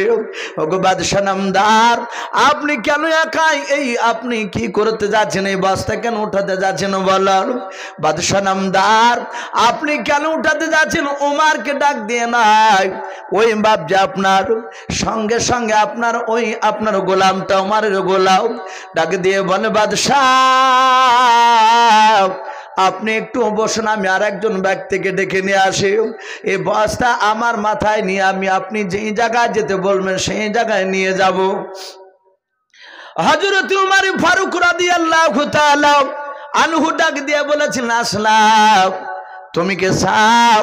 তোমার বাদশাহ ওমর জান্নাতে চাই। বলুন সুবহানাল্লাহ। বলেন হুজুর কেন চাইবো না, আপনি জান্নাতে যান এটাই চাইবো। এই আসলাম তাহলে তুমি বাধা দিও না রে আসলাম, এ পুটলা যদি তুমি বস্তা যদি আমার মাথায় না বইয়ে দাও, মনে হয় তোমার বাদশা কিয়ামতের ময়দানে জান্নাত যেতে পারবে না। আসলাম বস্তাটা তুলে দিলেন। হযরত বাপজি ওমর দৌড়ে তার বিবিকে নিয়ে চলে গেলেন। ওমর যাওয়ার পর ওই লোকটার কাছে গিয়ে ওমর তার বিবিকে ডাক দিয়ে বলেছিল, ওগো আমার প্রাণের বিবি, যাও তোমার দেখো গা বোন কষ্ট পাচ্ছে, একটু তার গিয়ে সহযোগিতা করো, তার খেদমত করো। তাম্বুর ভিতর বাপজি ঢুকে গেল। হযরত ওমর বাপজি আপনার ওই হাড়ির পানিটা ফেলে দিলাম। দেখলেন হাড়ির পানিতে বাপজি কয়েকটা পাথর ভরা ছিল, অন্য কোনো খাবার ছিল না রে বাবা। আল্লাহর নবী জনাবি মুহাম্মদ রাসূলুল্লাহ সাল্লাল্লাহু তাআলা আলাইহি ওয়াসাল্লামের বাপজি হাদিস আমরা পড়েছি। মুফতি সাহেবরা চন্দ্রহাট মাদ্রাসায় বাপজি পড়ায়, যেহেতু বড় মাদ্রাসাও, ওই মাদ্রাসায় পড়াগুলো বাপজি আপনার পড়ানো হয়। আমরা হাদিসে পড়েছি নবী পর্যন্ত বাপজি পেটে পাথর বাঁধতেন খোদার জ্বালায়। সাহাবারাও পেটে বাপজি পাথর বাঁধতেন খোদার জ্বালায়। এমনকি হাসান হুসাইন পর্যন্ত বাপজি পাথর বেঁধেছিল, যেটা বাবা আমরা হাদিসে বাপজি শুনেছিলাম, এখন বাস্তবে বাবা যারা পেপার পত্রিকা বাপজি পড়েন, আপনার ফিলিস্তিনের আমার মুসলমান বাপজি ভাইয়েরাও ছোট ছোট বাচ্চা ছেলেকে পর্যন্ত বাপজি খবর দেখতে পাওয়া যাচ্ছে, জামার তলে দড়ি দিয়ে বাপজি পাথরকে বেঁধে রেখেছে খোদার তাড়নায়। ফিলিস্তিনে চলছে এ রোজাতে অনেক ফিলিস্তিন ভাইয়েরাও তারা ঘাস খেয়ে ইফতার খুলছে। এটা আমরা অনেকে দেখতে পাচ্ছি, পাথর বেঁধেছে। আমার রসুলের বাপজি সাহাবা উমার পাথরের হাড়িটা বাপজি আপনার ফেলে দিয়ে নতুন করে পানি দিয়ে তাতে গম, খুরমা, ঘি এসবগুলো বাপজি ঢেলে দিয়ে ওমার ফু দিছে। ওমার ফু দিচ্ছেন। ওমার এত শক্তি আল্লাহ দিয়েছিলেন, কেতাবে লিখেছে ওমারের দুই হাতে 50টা যুবকের শক্তি ছিল একাই। বলুন আলহামদুলিল্লাহ। হযরতের সেই ওমর ফু দিছে। ওমর এমন ভাবে ফু দিচ্ছেন যে ফুয়ে তার দাড়ির ভিতর দিয়ে ধোঁয়া বেরোছে। লোকটা পাশ থেকে বলছেন, ভাই এ তোমার মতো লোকটা কি বাদশা হওয়ার দরকার ছিল? সে জানে নাই যে ওমর তোমাকে কেন করেনি। ওমর বাদশা, হ্যাঁ ভুল হয়েছে। ওমর আগুন ধরে খাবার রান্না করলে ওমর বলেন, ভাই কিছু মনে করো না। ছেলে তিনটাকে বাপজি ওমর হাত বুলি বুলি ডাকলে, মানুষ ঘুমে থাকলে তাকে ডাকার সুন্নাত রয়েছে, নিয়ম আছে। আব্দুর রহমান যদি হয় ঘুমায়, আপনি কাছে গিয়ে কানের গুড়তে যে আব্দুর রহমান উঠ, এরকম করা যাবে না। চিৎকার করে ডাকলে দেখেন সে ধিড়িক করে উঠে বলবে, কি হলো, ভুলভাল বকে। জোরে ডাকতে গেলে তার ব্রেনে আঘাত লাগবে।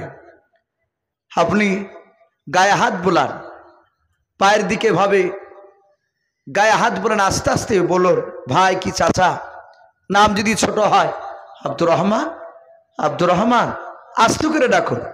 সে দেখবেন ধসমস করে উঠবে না, সে আস্তে আস্তে ভাবে চোখ খুলবে, তাকাবে, আর আপনি আস্তে করে বলবেন, ভাই ওঠো। তখন বলবে, কি হলো? বলে, সময় হয়ে গিয়েছে। হযরতে ওমর অত বড় পৃথিবীর অর্ধেকটা বাদশাহ, ওমর আস্তে করে বাপজি হাত বোলাচ্ছেন, তিনটে ছেলে উঠলো। ওমর তিনটা ছেলেকে নিজে হাতে বাপজি খাবারও খাওয়ালেন। ওই লোকটা ওমরের ব্যবহার দেখে বাপজি আরো আস্তে আস্তে মুগ্ধ হয়ে যাচ্ছেন। রে বাবা, ওমর তিনটা ছেলেকে খাওয়ানোর পর বাপজি খেলাধুলা করতে লাগলেন ওই ময়দানে রাত্রিবেলায়। ওই তিনটা বাচ্চা বাপজি ওমরের কোনো সময় পাঞ্জাবি ধরে টানে, কোনো সময় বাপজি মাথাটা নিচে করলে দাড়িখানা ধরে টানে। ওমর হাসে, ওরাও হাসে। ওমর দেখেছিলেন এই ছেলেরাও ক্ষুধার তাড়নায় তাদের চোখ দিয়ে পানি ঝরেছিল, এ মুখ দিয়ে কান্না বেড়েছিল। কিয়ামতের ময়দানে আমি উত্তর দিতে পারবো না। আমি ওমর, আমি এদের চোখ দিয়ে আমি পানি নাই, মুখ দিয়ে হাসিটা বের করতে চাই। বলুন আলহামদুলিল্লাহ। ওমর বাপজি খেলাধুলা করেছিলেন আর বারবার বলছিলেন, ভাই তোমার মতো লোকটাই বাচ্চা দরকার ছিল, তুমি উপযুক্ত যোগ্য মানুষ।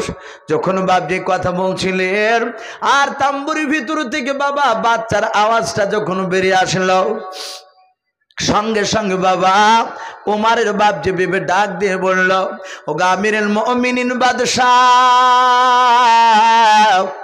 ওরা দুজনায় ওই জায়গায় দাঁড়িয়ে ছিল, আর তিনটা বাচ্চা সাইডে ছিল। বাবা হযরত উমরকে বাদশাহ নামদার বলে ডাক দিয়েছেন। ওই তাম্বুর ভিতর থেকে ওমরের বাপ যে ভেবে, আর যিনি আপনার এসেছিলেন ওমরের দরবারে বিচার দিতে, বাবা খাবার নিতে, ওই ব্যক্তি ডান দিকে বাম দিকে চারিদিকে তাকাচ্ছেন। বাদশাহ উমর তো এখানে নাই। আবার ডাক দে বলো গো বাদশাহ উমর, ও গো আমিরুল মুমিনিন বাদশাহ নামদার। উমর বললেন কি হলো বলো ভেবে। বলে বাদশাহ আপনার প্রিয় প্রিয় বন্ধুকে বলে দেন তার বিবির বেটা সন্তান হয়েছে, বলুন আলহামদুলিল্লাহ। উমর বললেন ভাই তোমার বিবির বেটা সন্তান হয়েছে। উনি অবাক, অনেক গালিগালাজ উমরকে দিয়েছিল ওর সামনে, রাগ করেনি উমর বললেন ভাই তোমার বেটা সন্তান হয়েছে। সাথে হাতে উমরের পা দুখানা জোরে জোরে বলছেন ভাই সত্যি আপনি উমর, আপনি বাদশার যোগ্য, বলুন আলহামদুলিল্লাহ। সঙ্গে সঙ্গে উসমান গনি রাদিয়াল্লাহু তাআলা আনহু আর হযরত আলী রাদিয়াল্লাহু তাআলা আনহু তিনি যাচ্ছিলেন। উমর বললেন ভাই তুমি ক্ষমা করে দাও। ওই লোকটা বলে আমি ক্ষমা করে দিয়েছি। সাথে হাতে উমর আর উসমানকে দেখে বললেন উসমান উমর এই কাগজটা তো তোমরা দুজনায় সিগনেচার করে দাও, সহি করে দাও। এই লোকটা কিয়ামতের ময়দানে যদি উমরের বিরুদ্ধে বিচার দেয় তাহলে আমি কাগজখানা আল্লাহকে বলতে পারবো বিশ্ব নবীজির দুই জামায় সাক্ষী রয়েছে, ওই লোকটা আমাকে মাফ করে দিয়েছে, বলুন আলহামদুলিল্লাহ। ভাই বলার উদ্দেশ্যে এ ছিল সে উমর। উমর এত দামি ছিলেন। উমর নবুয়াত যোগ্যতা যে বাবজি ছিলেন তার অনেক কারণ রয়েছে। কিতাবে লিখেছে উমর ইলমে তাসাউফের বাবজি সম্রাট ছিলেন, বলুন আলহামদুলিল্লাহ। ইলমে তাসাউফ সবাই হাসিল করতে পারে না, শরিয়াতের জ্ঞানের সাথে হাতে ইলমে তাসাউফের বাবজি জ্ঞান অর্জন হয়। কেমন ছিল উমর? উমরের ছোট্ট একটা ঘটনা বলি বাবজি, আমি দোয়া করে দেবো ইনশাআল্লাহ। আমরা দোয়া নিয়ে সকলে আপন আপন বাড়ি চলে যাব। রাত্রি প্রায় এ দেখেন 10টা বাজতে চললো। তো হযরত উমর ফারুক রাদিয়াল্লাহু তাআলা আনহু তিনি কত বড় বাবজি দামি বাদশা ছিলেন, তিনি কত বড় সাহাবা দামি ছিলেন। উমরের জামানাতে হযরতে আলী রাদিয়াল্লাহু তাআলা আনহু তিনি একটা ঘটনা বলছে। আলী ছিলেন উমরের নয় বিশ্ব নবীজির আপন ছোট জামাই। কে ছিলেন? ছোট জামাই আলী। আর উমর আমার বিশ্ব নবীজির বাবজি শ্বশুর মশাই ছিলেন। উমরের একটা বিটির নাম ছিল হাফসা রাদিয়াল্লাহু তাআলা আনহা, তার সাথে নবীজির বিয়ে হয়েছিল। যেমন আবু বকর সিদ্দিক রাদিয়াল্লাহু তাআলা আনহুর বিটি মাইসা সিদ্দিকার সাথে রাসূলুল্লাহর বিয়ে হয়েছিল। তাহলে আবু বকর শ্বশুর বন্ধু এবং ওমর বাবজি নবীজির শ্বশুর মশাই বন্ধু। এ ওমর যখন বাদশা ছিলেন তখন বলেন বিশ্বনবী বেঁচে ছিলেন না ইন্তেকাল করেছিলেন? একটু চিন্তা করে বলুন। ওমর যখন বাদশা ছিলেন তখন নবী ইন্তেকাল করেছিলেন না বেঁচে ছিলেন? ইন্তেকাল করেছিলেন। নবী মদিনাতুল মানওয়ারায় সবুজ গম্বুজের তলে শুয়ে, কারণ নবী ইন্তেকাল করার পরে আবু বকর বাদশা হলে, আবু বকর ইন্তেকাল করার পরে দ্বিতীয় বাদশাহ হযরত ওমর ফারুক রাদিয়াল্লাহু তাআলা আনহু তিনি ছিলেন। এই ওমরি জামানায় হযরত আলী বলে আমি রাত্রিবেলায় শুয়েছিলাম। কোথায় ছিলে? বাড়িতে। আলী বলছেন আমি বিছানায় শুয়ে ঘুমিয়ে গিয়েছিলাম রাত্রিবেলায়। হযরত আলী বলেন আমি রাত্রিবেলায় স্বপ্ন দেখছিলাম। আলী বলছেন এটা স্বপ্নে, আমি স্বপ্ন দেখছিলাম। কি স্বপ্ন দেখছিলে? উনি বলছেন আমি স্বপ্ন দেখলাম মসজিদে নববীতে আল্লাহ রসুল ফজরের নামাজে ইমামতি করছেন, বলুন আলহামদুলিল্লাহ। ফজরের আমরা অনেক সময় স্বপ্ন দেখি। হযরত আলী বলে আমি দেখলাম নবী ইমামতি করছেন, নবীর পেছনে একতাদা দিয়ে আমিও দাঁড়িয়ে গেলাম। আমি নামাজ পড়ছিলাম নবীর পেছনে। আল্লাহর নবীজি বড় লম্বা কেরাত করলেন ফজরের নামাজ। নবীজি ডান দিকে বাম দিকে সালাম ফিরলেন, আমিও সালাম ফিরলাম। হযরত আলী রাদিয়াল্লাহু তাআলা আনহু বলেন, তখনও ঘুমটা আমার ভাঙে নাই। আমি আরো স্বপ্নে দেখছিলাম হযরত নবী আমার সালাম ফিরালেন, তাসবিহ তাহলিল করেছিলেন, আমিও তাসবিহ তাহলিল করেছিলাম। ওই সময় দেখলাম মসজিদে নববীর দরজার দিকে লক্ষ্য করে দেখলাম একটা মহিলা ব্যাগে করে খেজুর নিয়ে বাবা আল্লাহর নবীকে মসজিদে নববী থেকে ডাকতেছে। বলুন সুবহানাল্লাহ। ওই স্বপ্নে হযরত আলী বলেন, আমি স্বপ্নের মধ্যে দেখলাম ওই মেয়েটা দরজা থেকে ডাক দিয়ে বলে, ইয়া আল্লাহর রাসূল, ওগো আল্লাহর নবীজি, আমার নতুন বাগানের আমি খেজুর আপনার কাছে আমি হাদিয়া নিয়ে এসেছি। বলুন আলহামদুলিল্লাহ। আমার নবীজি যাকাতের টাকা নবীর জন্য খাওয়া হারাম ছিল, ফিতরার টাকা নবীর জন্য হারাম ছিল, অসুরের টাকা নবীর জন্য বাপজি খাওয়া হারাম ছিল। সদকার মাল আল্লাহর নবী খেতেন নাও। কেউ যদি বলতেন এটা হাদিয়া করলাম, নবী এটা সদকার নাই, যাকাতের নাই, ফিতরার নাই, অসুরের নাই, ও আল্লাহর নবীজি এটা স্বইচ্ছা আপনাকে খুশি মনে আমি দান করলাম, এটা আমি হাদিয়া করলাম। আল্লাহর নবী ওটা কি বাপজি গ্রহণ করতেন, খেতেন? ওই মেয়েটা ডাক দিয়ে বলেছিল, নবী আমার নতুন খাজুর গাছের আমি আপনাকে ব্যাগে খেজুর নিয়ে এসেছি, আপনি নেন। আপনি একাই শুধু খাবেন না, আপনি খান আর আপনার যত সাথীরা আছে সব সাথীদেরকে ভাগ করে দেন, তারাও খাবে। আল্লাহর নবী জনাবে মুহাম্মদ রাসূলুল্লাহ সাল্লাল্লাহু তাআলা আলাইহি ওয়াসাল্লাম বলেন, হযরত আলী বলেন, আমি দেখলাম নবী আমার একজন সাহাবাকে হুকুম করেন ব্যাগটা নিয়ে এসো। আল্লাহর নবীজির সাহাবা দৌড়ে গিয়ে ব্যাগটা নিয়ে এসে নবীজিকে দিলেন, নবীজি নিয়ে নিলেন। হযরতে আপনার আলী মুর্তজা বলেন, দেখলাম নবী ব্যাগটা নেওয়ার পর সাহাবাদের দিকে তাকাতে লাগলেন। আল্লাহর নবী বলেন, সাহাবারা আমি তোমাদেরকে খাজুরগুলো ভাগ করে দেব। আল্লাহর নবীর সাহাবারা সকলেই চেয়ে চেয়ে দেখছিলেন। আল্লাহর নবীজি ডাক দিয়ে বলেন, আবু বকর তুমি দাঁড়িয়ে যাও। হযরত আবু বকর তিনি দাঁড়িয়ে গেলেন। আল্লাহর নবী বলেন, আবু বকর তোমার আব্বার নাম কি বলো? আবু বকর মুচকে মুচকে হাসতেছেন, বাবা কারণ আমার বিশ্ব নবীজির জানের বন্ধু আবু বকর। বলুন আমার নবী তার বাপের নাম জানে কি জানে না? কথা বলেন। অবশ্যই জানেন। আল্লাহর নবী বলেন, আবু বকর তুমি এখনই কেন চুপ করে দাঁড়িয়ে আছো? তাড়াতাড়ি বলো তোমার আব্বার নাম কি বলাও। আবু বকর মনে মনে চিন্তা করল, নবীর কথা জবাব না দিলে নবীকে পাওয়া যাবে না। ডাক দিয়া বলেন, নবী আমার আব্বার নাম আবু কুহাফা। আবু বকর ইবনে আবু কুহাফা, আমি আবু কুহাফার বেটা আবু বকর। নবী বলেন, আবু বকর তুমি হাত বাড়াও। আলী বলেন, আমি স্বপ্নের মাধ্যমে দেখলাম আলী নয় আবু বকর দুই হাত এইভাবে পাতলেন, চোল পাতলেন। নবী আমার প্রথমে বাপজি চারটে ব্যাগ থেকে খেজুর তুলে তার হাতে দিলেন। হযরত আবু বকর পাশে গিয়ে বসে বলেন, নবী বলেন, ওরে ওমর তুমি চলে এসো। বলেন, ওমর তোমার আব্বার নাম কি? ওমর হাসতেছেন।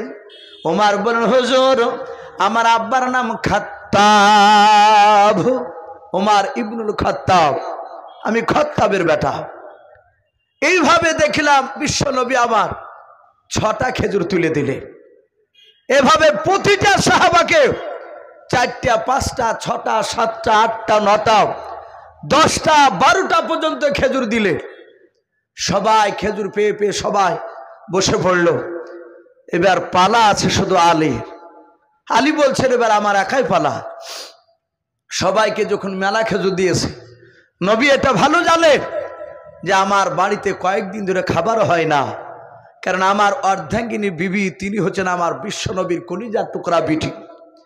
হাসান হুসাইন মাঝে মাঝে গিয়ে নানাকে গিয়ে বলতেন, ওগো আল্লাহর রাসূল, ওগো নানু ভাই আমার মার ঘরে খাবার নাই, আপনার কাছে আসতে বলেছে।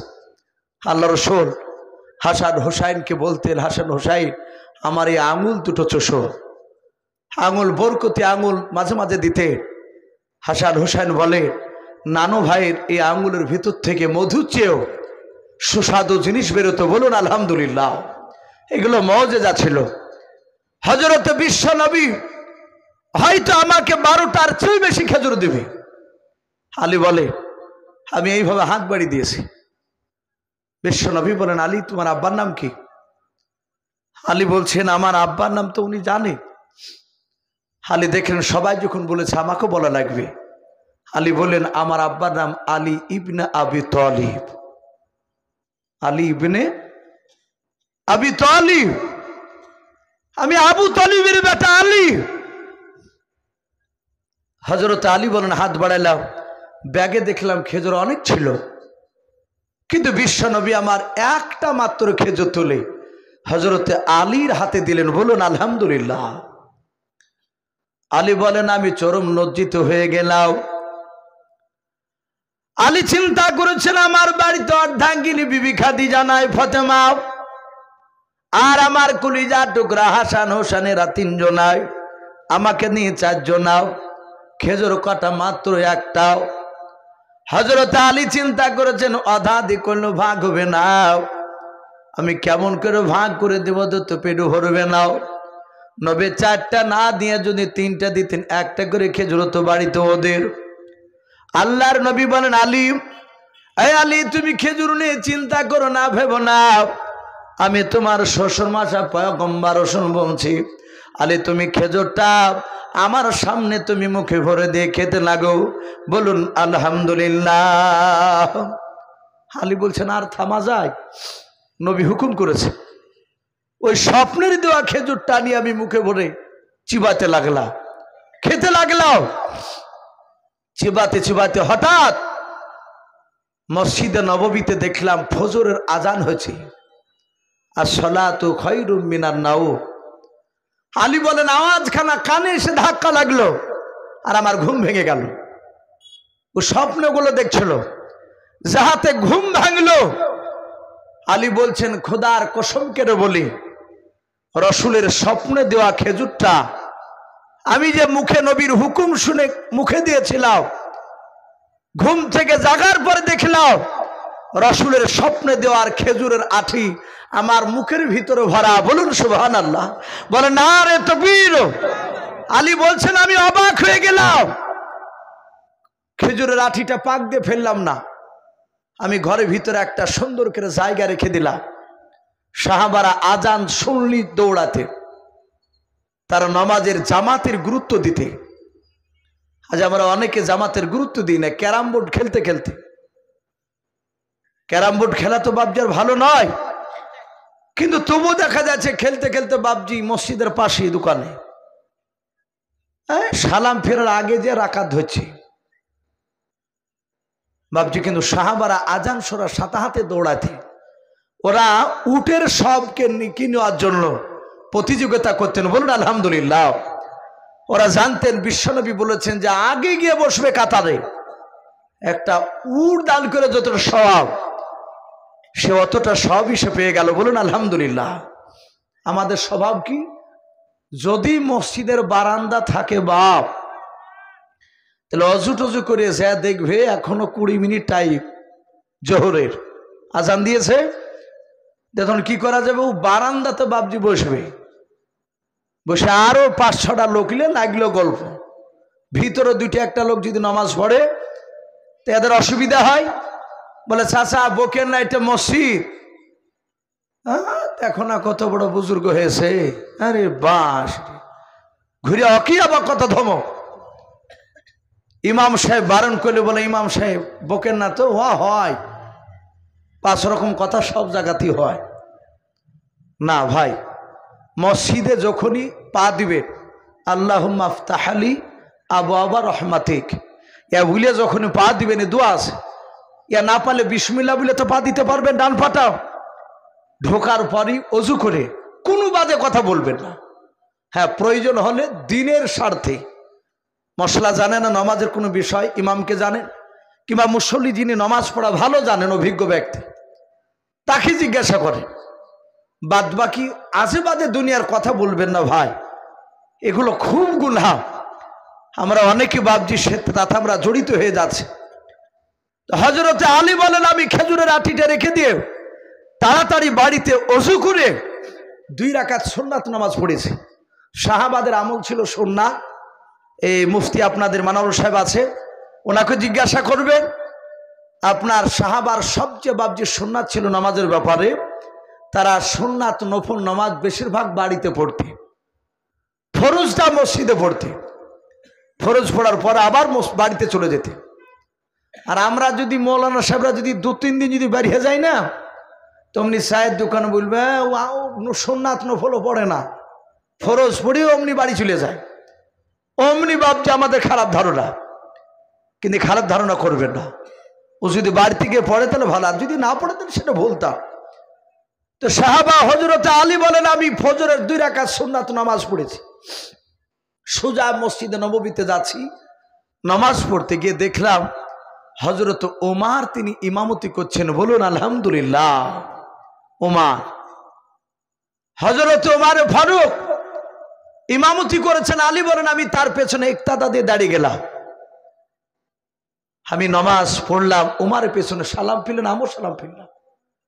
ওমর তাসবিহ করছে, আমিও তাসবিহ করতে লাগলাম। হযরত আলী বলেন, দেখে নাও, মসজিদে নববীর দরজার দিকে আমি তাসবিহ করতে করতে তাকাচ্ছিলাম। আলী বলেন, আমি আশ্চর্য হয়ে গেলাম। স্বপ্নে দেখেছিলাম ওই জায়গায় একটা মহিলা দাঁড়িয়ে থাকতে, কিন্তু আমার বিশ্ব নবীর পেছনে সেই সময় স্বপ্নে নামাজ পড়েছিলাম। বাস্তবে কিন্তু বাপজা আমি দেখলাম ওমর নবীর জায়গাতে ওমর ইমামতি করেছে।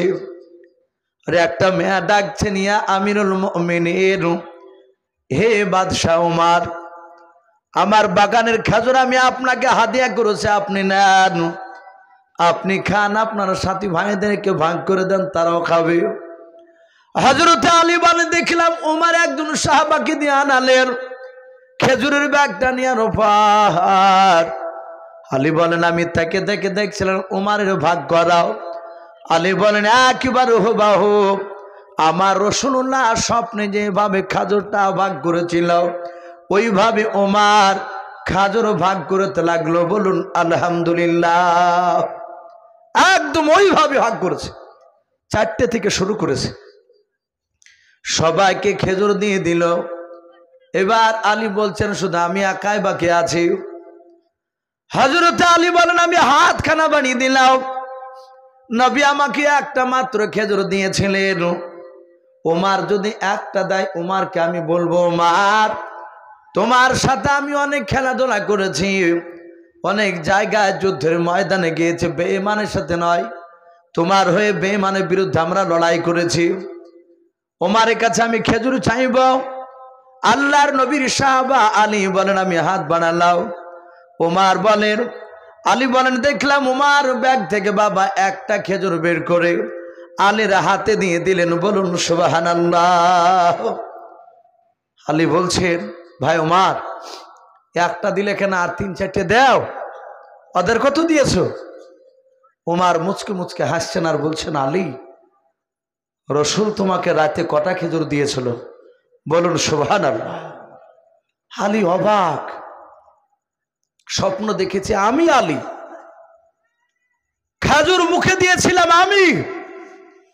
মসজিদে নববীতে আসতে গিয়ে ওমরের সাথে আমার দেখা হয়নি, কোন সাহাবার সাথে দেখা হয়নি, আমি কাউকে বলি নাই।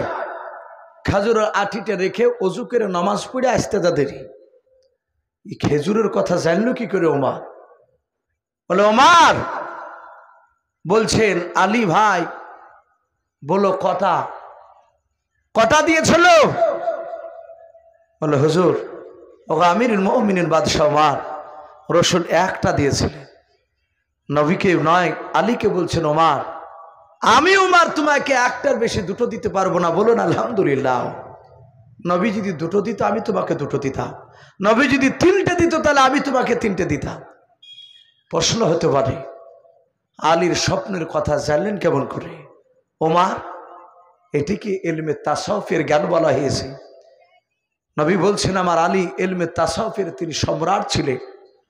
মহান রব্বুল আলামিন হযরত ওমরকে আলীর স্বপ্নের কথাটা জানিয়ে দিয়েছিলেন। বলুন আলহামদুলিল্লাহ। ভাই, এই ছিল সে ওমর, উনিও দোয়া চেয়েছে, এখানে মুফতি সাহেবরা, তাদের ইমাম, আপনাদের যে সম্মানীয় ইমাম, আপনাদেরই মতামত নিয়ে বাপ যে সব মাহফিলগুলো আলোচনা হয়েছে, শুধু একটা উদ্দেশ্য, দোয়া। যে মানুষ আমরা সারাদিন নামাজ টামাজ পড়ে হয়তো কেরাত প্রতিযোগিতা করার পর শেষের বেলা একটু দোয়া করব। ঈদের রাত্রিতে দোয়া কবুল হয়, বলুন আলহামদুলিল্লাহ। অনেক সময় নফল ইবাদত আমরা করি, অনেক সময়। তো ভাই ইনশাআল্লাহ আমরা এক্ষুনি দোয়া করব। আমি প্রতিটা বাপজি ভাইদেরকে বলবো, আপনারা সকলে একবার দুরূদ ইব্রাহিম পড়ুন। আল্লাহুম্মা সাল্লি আলা মুহাম্মাদি ওয়া আলা আলি মুহাম্মাদ কামা সাল্লাইতা আলা ইব্রাহিম ওয়া আলা আলি ইব্রাহিম ইন্নাকা হামিদুম মাজিদ। আল্লাহুম্মা বারিক আলা মুহাম্মাদি ওয়া আলা আলি মুহাম্মাদ কামা বারাকতা আলা ইব্রাহিম ওয়া আলা আলি ইব্রাহিম ইন্নাকা হামিদুম মাজিদ। সাল্লাল্লাহু তাআলা আলাইহি ওয়াসাল্লাম। ভাই আমি আবার বলছি, এই রহমতের মজলিসটা করেছেন, এটা খুব ভালো। হয়তো ভাববেন যে হ্যাঁ আপনি তো ভালো বলবেন, আপনি তো টাকা পাবেন পকেট গরমভাবে, এ করলে তো আপনাদেরই তো লাভ।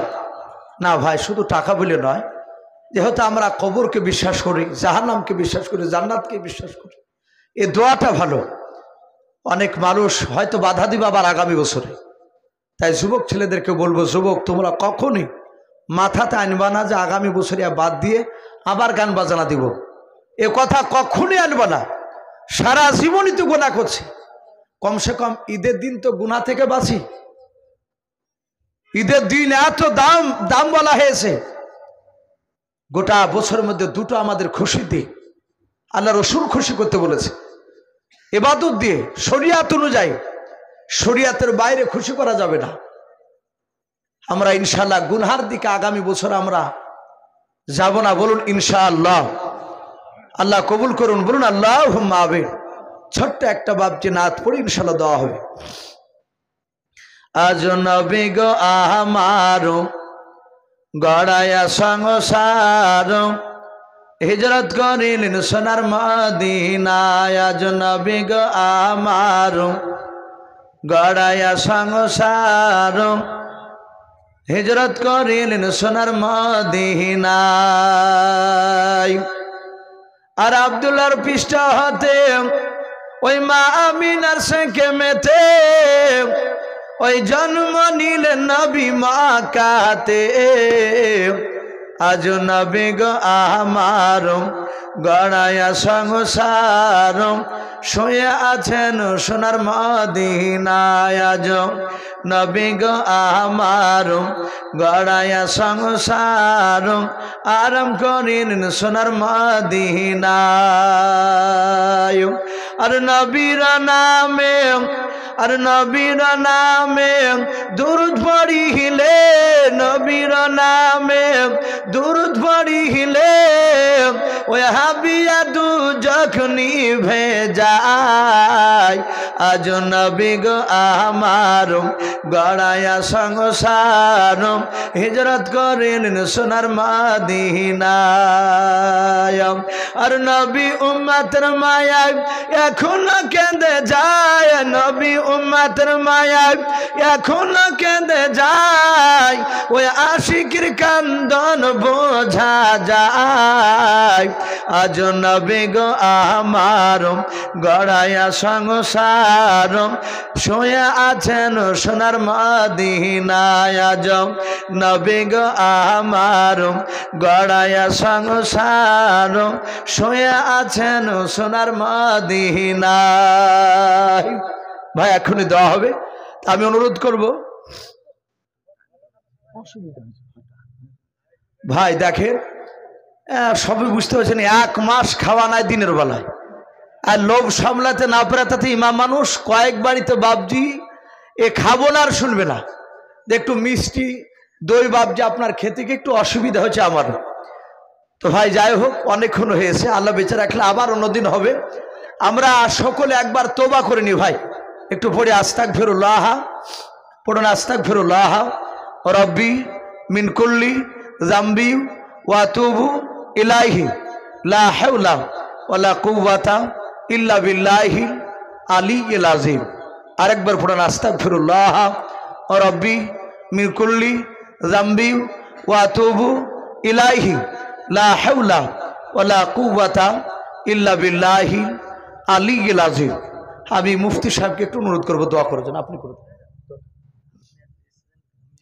যাক ভাই, যারা আছি যে অবস্থা আছে আমরা একটু হাত তুলে দোয়া করি ভাই। আমরা সম্মিলিতভাবে সকলে আল্লাহর কাছে একটু দোয়া চাইব। আমি তো বলবোই, কিন্তু আপনাদের মনের খবর তো আমি জানি না একমাত্র আল্লাহ ছাড়া। শুধু আমিন আমিন করতেই যে হবে আর বাদ বাকি যে আপনারা করতে পাবেন না তা নয়। আপনারা আমিন আমিনও বলবেন মাঝে মাঝে। আবার যদি আপনাদের কারো মা কারো ছেলে যদি অসুস্থ থাকে, বিটির বিয়ে দিতে পারছে না, মনে মনে আপনি আল্লাহর কাছে দোয়া করবেন আমার সাথে হাতে, এটা জায়েজ আছে। আপনাদের মনের যেটা খোরাক আল্লাহর কাছে আছে সেটা আপনারা মনে মনে চাইবে, আর মাঝে মাঝে আমিন আমিন করবেন। হাত তুলুন, আল্লাহুম্মা আমিন। রব্বানা যালামনা আনফুসানা ওয়া ইল্লাম তাগফির লানা ওয়া তারহামনা লানাকুনান্না মিনাল খাসিরিন। রব্বানা লা তুযিগ কুলুবানা বা'দা ইয হাদাইতানা ওয়া হাব লানা মিন লাদুনকা রাহমা ইন্নাকা আনতাল ওয়াহ্হাব। আয় আল্লাহ, রাত্রি প্রায় 10:30 বাজতে চলল রে মাওলা। আয় আল্লাহ, গভীর রাত্রিতে তোমার ইমানদার বান্দা বান্দীদেরকে নিয়ে মাওলা আমি তোমার গুনাহগার বান্দা খতাকার বান্দা। আয় আল্লাহ, গুনাহগার বান্দা হয়ে তোমার ইমানদার বান্দা বান্দীদেরকে নিয়ে তোমার শাহী দরবারে হাত উঠিয়েছি। রব্বুল আলামিন, তুমি দয়া মেহেরবান করে আমাদের সকলের হাতগুলো তুমি কবুল করে নাও। আয় আল্লাহ, আমরা সকলে গুনাহগার খাকসার নাদান তোমার বান্দাও। দিনের আলো রাত্রির অন্ধকার মালা যাবতীয় গুনাহ করে ফেলেছি। ওগো রব্বুল আলামিন, তুমি দয়া মেহেরবান করে আমাদের সকলের ছোট বড় জীবনের যাবতীয় গুনাহগুলো তুমি মাফ করে দাও। আয় আল্লাহ, পবিত্র ঈদুল ফিতর রাত্রি মহলাস, আয় আল্লাহ, ঈদের নামাজ পড়েছি রে মাওলা। রব্বুল আলামিন, রাত্রিবেলায় তোমার বান্দারাও রহমতের মজলিস আয়োজন করেছে। আয় আল্লাহ, ইসলামিক প্রতিযোগিতা কুইজ হয়েছে দিনের বেলায়। আয় আল্লাহ, তুমি দয়া মেহেরবান করে মাহফিলকে তুমি কবুল করে নাও।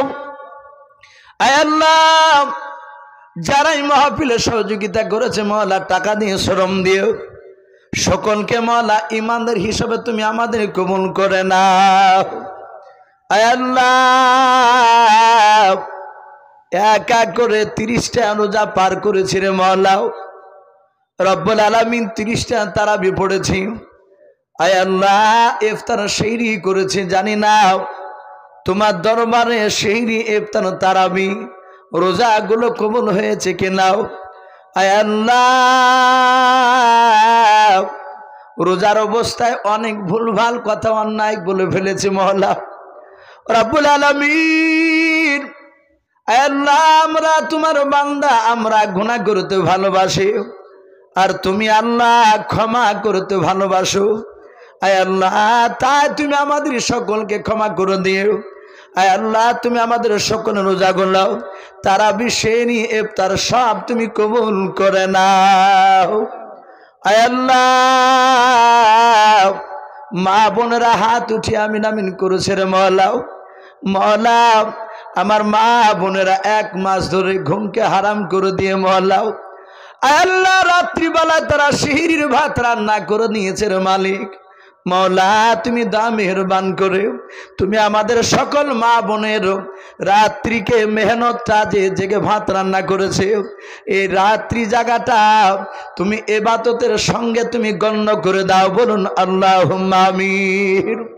আয় আল্লাহ, তুমি সকল মা বোনের রান্নাকে কবুল করে নিয়ে মওলা, তুমি আমার মা বোনদের রোজা তারাবি নামাজ সেহরি ইফতার সব তুমি কবুল করে নাও। আয় আল্লাহ, দেখো তোমার বান্দা বান্দিরা আমিন আমিন করেছে মওলা। কার আব্বা নাই, মা নাই, দাদা নাই, দাদি নাই, চাচা নাই, চাচি নাই, নানা নাই, নানি নাই। আয় আল্লাহ, তুমি আমাদের সকলের আত্মীয় স্বজনের কবরের আযাবগুলো তুমি মাফ করে দাও। যাদের আব্বা মা নাই, তুমি তাদের বাপ মার কবরের আযাবগুলো তুমি মাফ করে দাও। আয় আল্লাহ, আমাদের যাদের বাপ মা বেঁচে রেখেছো মওলা, তুমি আমাদের বাপ মার খিদমত করা তুমি তৌফিক করে দাও। আয় আল্লাহ, খাস করে এই গোকুলপুর গ্রামের আল্লাহ এখানে যে জালসা হচ্ছে রে মওলা, দুয়ার মজলিস হচ্ছে, আয় আল্লাহ এলাকার যত মাইয়াত কবরবাসী হয়েছে মওলা, সকল কবরবাসী মাইয়াতের কবরের আযাবগুলো তুমি মাফ করে দাও। আয় আল্লাহ গ্রামে তুমি রহমত বর্ষণ করো।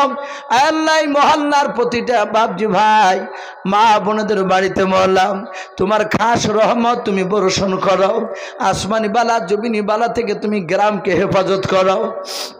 আয় আল্লাহ, খাস করে মওলাই করিম এই গ্রামের সম্মানীয় ইমাম সাহেবকে তুমি কবুল করে নাও, মসজিদের যোগ্য ইমাম হিসাবে তুমি কবুল করে নাও। আয় আল্লাহ, আমার বন্ধু বার খুব কাছের বন্ধু হযরত মাওলানা মুফতি মানারুল হোসেন মাদ্দাজুল আলিম, আয় আল্লাহ আমার বাম পাশে বসে হাত উঠিয়ে আমিন আমিন করেছে রে মওলা। আয় আল্লাহ, মুর্শিদাবাদ জেলা শুধু নাই, গোটা পশ্চিম বাংলার মধ্যে এই চন্দ্রহাট মাদ্রাসা একটা নাম করা মাদ্রাসা। আয় আল্লাহ, এই বড় মাদ্রাসার উনি হেড মাওলানা হিসেবে আছে মওলা। আল্লাহ তুমি তাকে সঠিকভাবে আল্লাহ তুমি মাদ্রাসা চালানোর তুমি তৌফিক দান করো। আল্লাহ মাদ্রাসা চালানোর তুমি তাকে হিকমত দান করো। এলাকার মানুষের আল্লাহ মহাব্বত তার দিলে তুমি ভরিয়ে দাও। আল্লাহ আল্লাহ তার দ্বারাই এই মাদ্রাসার আরো তুমি উন্নতি তুমি করিয়ে নাও। এই মাদ্রাসা থেকে যেন মওলাই কেরাম আগামীতে আরো বড় বড় মওলানা মুফতি সাহেব মুহাদ্দিস হয়ে যেন বেড়ে যেতে পারে, সেই তুমি তৌফিক করে দাও। আয় আল্লাহ, খাস করে দোয়াটুকু নবী রসিনা করে বলি কবুল করে নাও। যত নবী রসুল ওলি আলো পাঠিয়েছ সকলে আর রসুন তুমি পৌঁছিয়ে দাও। সুবহান রাব্বিকা রাব্বিল ইজ্জাতি আম্মা ইয়াসিফুন ওয়া সালামুন আলাল মুরসালিন ওয়াল হামদুলিল্লাহি রাব্বিল আলামিন।